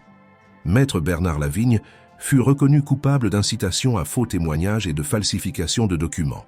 Peine, 22 mois de prison avec sursis et interdiction à vie d'exercer la profession d'avocat. Ce qui, dans ce cas, était une confirmation formelle de ce qui était déjà une réalité, mais qui recevait maintenant le sceau du tribunal. Thierry Dubois fut reconnu coupable d'abus de procuration et de préjudice matériel. Peine, 12 mois de prison, avec sursis et obligation de rembourser la somme de 19 000 €, qui constituait la dette créée au nom de Monique Dubois, sous condition de se conformer à la surveillance judiciaire. Gérard Dubois, 9 mois de prison avec sursis. Mireille Dubois-Lefebvre, 6 mois de prison avec sursis. Signalement à l'ordre des médecins pour des questions éthiques liées aux déclarations sur la capacité de sa mère. Marc Dubois, 8 mois de prison avec sursis. Sophie Dubois-Roux et Julie Dubois, acquittées en raison de leur collaboration à l'enquête et du fait qu'elles n'avaient pas eu de rôle actif dans la création du préjudice. Monique Dubois se vit accorder une indemnisation pour préjudice matériel et immatériel, un montant significatif, mais que Monique, en l'entendant, n'enregistra pas avec excitation. Elle l'enregistra avec ce genre de reconnaissance calme avec laquelle on reçoit ce qui aurait dû l'être depuis longtemps, sans gratitude, sans triomphe, car la gratitude et le triomphe supposent la surprise, et elle n'était pas surprise. Elle était juste justifiée. En sortant de la salle, un journaliste l'approcha et lui posa une brève question. « Madame Dubois, que diriez-vous à vos enfants maintenant ?» Monique s'arrêta. Elle le regarda calmement, sans pause pour les faits. « Je leur dirai ce que je leur dis toute ma vie, dit-elle, que je les aime, et que l'amour n'est pas une raison pour laisser passer les erreurs sans responsabilité. » Elle se tourna et continua de marcher. Une semaine après le verdict, Thierry demanda à la rencontrer. Cette fois, il ne vint pas au portail. Il écrivit une lettre à la main, sur 4 pages, et la lettre arriva par la poste à l'adresse de la maison de Belleveille. Monique la lut dans le jardin, sous le soleil matinal, avec son café à côté.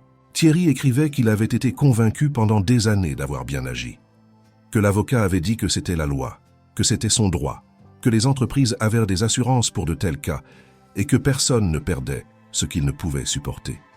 Qu'il était jeune et qu'il voulait quelque chose pour lui, qu'il ne voyait pas loin devant lui, qu'il lui était difficile d'accepter que sa mère, qui avait toujours été là, était celle à qui il avait causé le plus de tort, non pas parce qu'il n'aimait pas, mais parce qu'il avait pris l'amour pour acquis. Il écrivait qu'il ne demandait pas pardon. Il écrivait qu'il ne demandait qu'une seule chose, qu'un jour, il puisse venir s'asseoir dans le jardin et boire un café. Monique plia la lettre et la posa sur la table. Elle regarda le rosier qui était maintenant en pleine floraison.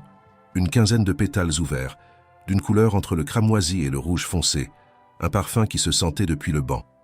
Elle le regarda longtemps. Puis, elle dit, doucement, pour elle-même, « Peut-être un jour ». Elle ne dit pas tout de suite à Antoine pour la lettre. Elle lui dit le soir, à table, alors qu'il mangeait une soupe de poulet aux nouilles faites maison. « Que répondrez-vous » demanda-t-il. « Rien encore, dit-elle. Je vais laisser passer un peu de temps. La confiance se construit lentement et elle n'a pas besoin d'être là, mais elle n'a pas non plus besoin d'être fermée pour toujours. » Antoine hocha la tête. « Sage, dit-il. « Je suis vieille, dit Monique avec cette chaleur sèche qui était son propre humour. La sagesse est le seul privilège qui vient gratuitement avec l'âge. » Antoine rit. Un vrai rire non forcé. Un rire qui vient de la surprise parce qu'on ne s'attendait pas à ce que quelque chose soit drôle dans ce qui est. Une semaine après le verdict, Sandrine lui dit qu'il y avait quelque chose à signer. Un papier qu'il avait lui-même commandé chez un notaire quelques semaines plus tôt, en silence, sans en parler à personne. Antoine alla au bureau, examina le document et rentra chez lui à 4 heures de l'après-midi, plus tôt que d'habitude. Monique était dans le jardin, un arrosoir à la main, et arrosait le rosier grimpant le long de la clôture qu'elle avait elle-même planté 6 semaines plus tôt. « Monique, dit-il, debout sur la terrasse. » Elle se retourna. « Il y a quelque chose dont j'aimerais vous parler. » Ils entrèrent dans la maison, dans le salon, et s'assirent, elle sur le fauteuil, lui sur la chaise en face, avec une petite boîte sur la table entre eux. Dans la boîte se trouvait un document. Antoine l'ouvrit et le posa devant elle. Monique le prit et commença à lire. Elle lut lentement, avec cette attention de quelqu'un qui ne se presse pas et qui comprend que chaque mot a son poids. Son visage ne changea pas beaucoup pendant qu'elle lisait. Juste, à un endroit précis, ses lèvres se pincèrent un peu et ses yeux se remplirent de quelque chose qu'elle essaya de retenir. Le document était une proposition d'adoption. Antoine Leclerc, sans enfant, sans proches parents, demandait l'établissement légal d'une relation d'adoption avec Monique Dubois, non pas comme un acte légal de prise en charge d'une personne incapable, mais comme ce qu'il était, une reconnaissance formelle qu'en quelques semaines, il avait trouvé en cette femme quelque chose qu'il n'avait pas eu depuis qu'il avait perdu sa mère lors de ce départ pour Francfort. Monique posa le papier. « C'est trop, dit-elle. » Sa voix était plus basse que d'habitude. « Non, dit Antoine. C'est exactement ce que c'est. Nous nous connaissons depuis 2 mois et demi, dit-elle. Je sais, dit-il, et je sais que ce n'est pas assez de temps pour tout le monde. Si vous ne voulez pas, la réponse ne changera rien. Vous resterez ici aussi longtemps que vous le souhaitez, aux mêmes conditions. Ce n'est pas un chantage ni une condition, c'est... » Il s'arrêta, cherchant le mot juste. « C'est une déclaration. » Monique regarda le document, puis elle regarda par la fenêtre du jardin où ses rosiers étaient en pleine floraison, vers le basilic sur le rebord de la fenêtre de la cuisine qui avait tellement poussé qu'il fallait le tailler, vers le banc sous l'arbre fruitier où elle était assise quand Julie était venue, vers la terrasse où ils buvaient du thé la nuit et regardèrent les étoiles, vers tout ce qui, en 2 mois et demi, était devenu un foyer. Les larmes la submergeaient doucement, sans bruit, sans drame. Elles coulaient simplement, lentement, comme coulent les larmes de celui qui est surpris parce qu'il ne les avait pas prévues. Henri aurait dit, dit-elle doucement, que je suis une heureuse idiote. Antoine rit, mais quelque chose lui serra aussi la gorge. « Et que diriez-vous, vous » demanda-t-il. Monique prit le papier. « Je dirais... » Sa voix était un peu instable. « Je dirais que j'ai 72 ans et que toute ma vie j'ai pris soin des autres et que je n'aurais jamais pensé qu'à cet âge, j'aurais quelqu'un qui prendrait soin de moi. » Elle s'arrêta.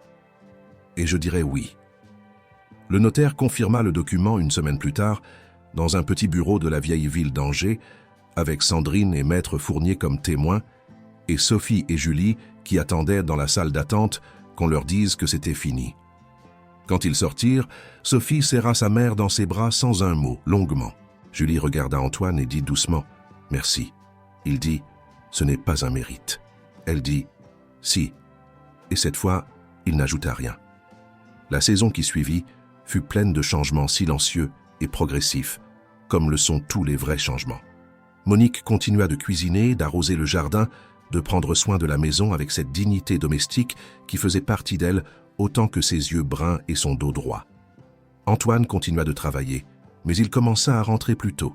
et il commença à s'asseoir plus longtemps sur la terrasse. Et il commença à remarquer des choses qu'il n'avait pas remarquées auparavant. L'odeur du pain le matin, le bruit de la pluie sur le zinc, la couleur du ciel au crépuscule au-dessus des clochers d'Angers. Une après-midi chaude, Monique s'assit sur un banc du jardin, la boîte à chaussures ouverte à côté d'elle. Mais cette fois, elle n'était ni fermée par un sac en plastique, ni attachée par une ficelle. Elle était ouverte, avec les photos étalées sur le banc, les carnets à côté, l'enveloppe jaune au-dessus. Antoine s'approcha et s'assit à côté d'elle. Ils regardèrent les photos ensemble, des images en noir et blanc de jeunes visages si jeunes qu'il était difficile de croire que tant de temps s'était écoulé. Henri jeune, avec une chemise de travail et un rire qui était le même que celui que Thierry avait hérité, et que Monique remarquait silencieusement chaque fois qu'elle le voyait. « Un homme bon », dit Antoine regardant la photo. « Le meilleur que j'ai connu », dit Monique calmement. Jusqu'à ce moment-là. Antoine la regarda. Elle regarda la photo. Elle n'ajouta rien. Mais elle n'en avait pas besoin. Un an après le verdict, Thierry appela sur le portable de Monique. Ce fut une brève conversation. Il demanda s'il pouvait venir.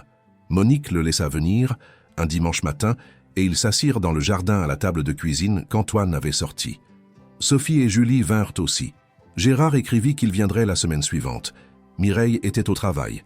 Marc resta au portail jusqu'à ce que Julie l'ouvre. Ils ne parlèrent pas de tout. Ils n'en avaient pas besoin. Certaines questions ne se règlent pas en un seul repas. Certaines blessures ne se referment pas avec un seul ami à table. Mais quelque chose commença, lentement, avec prudence, avec une distance saine et une présence sincère. Quelque chose qui peut-être, avec le temps et les efforts, pourrait devenir quelque chose qui mérite un nom. Monique était assise en bout de table, une tasse de café à la main, et les regardait à tour de rôle. Elle n'était pas heureuse de manière dramatique. Elle n'était ni réhabilitée, ni graciée, ni sauvée. Elle était vivante, présente, à sa place, entourée du bon air, avec des mains qui, ce jour-là encore, avaient retroussé leurs manches et fait quelque chose d'utile, car c'est ce qu'elle savait être depuis qu'elle se souvenait.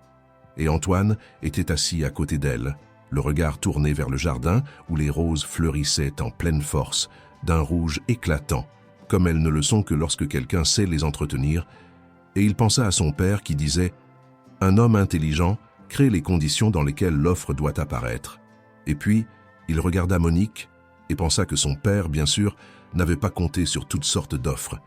Certaines des meilleures ne viennent pas de la table des négociations. Certaines viennent des marches en béton d'une banque, un mardi matin, avec un sac à main usé, le dos droit, et toute une vie de dignité méritée que personne n'avait le droit de lui enlever, et qui n'avait jamais disparu. Elle attendait juste que quelqu'un s'arrête et la remarque. Chers amis qui avaient suivi cette histoire du premier au dernier instant, le parcours de Monique nous rappelle que la dignité n'est pas quelque chose que les autres nous donnent, mais quelque chose que nous portons en nous-mêmes quand tout le reste nous est enlevé. Si cette histoire vous a touché, laissez un like qui nous aide à continuer à vous apporter des histoires qui valent la peine d'être entendues. Abonnez-vous à la chaîne pour ne pas manquer ce qui arrive car chaque jour a une nouvelle histoire. Et écrivez-nous en commentaire de quelle ville vous venez, car nous aimons savoir jusqu'où ces émotions voyagent. Merci d'avoir été là jusqu'au bout. À la prochaine histoire.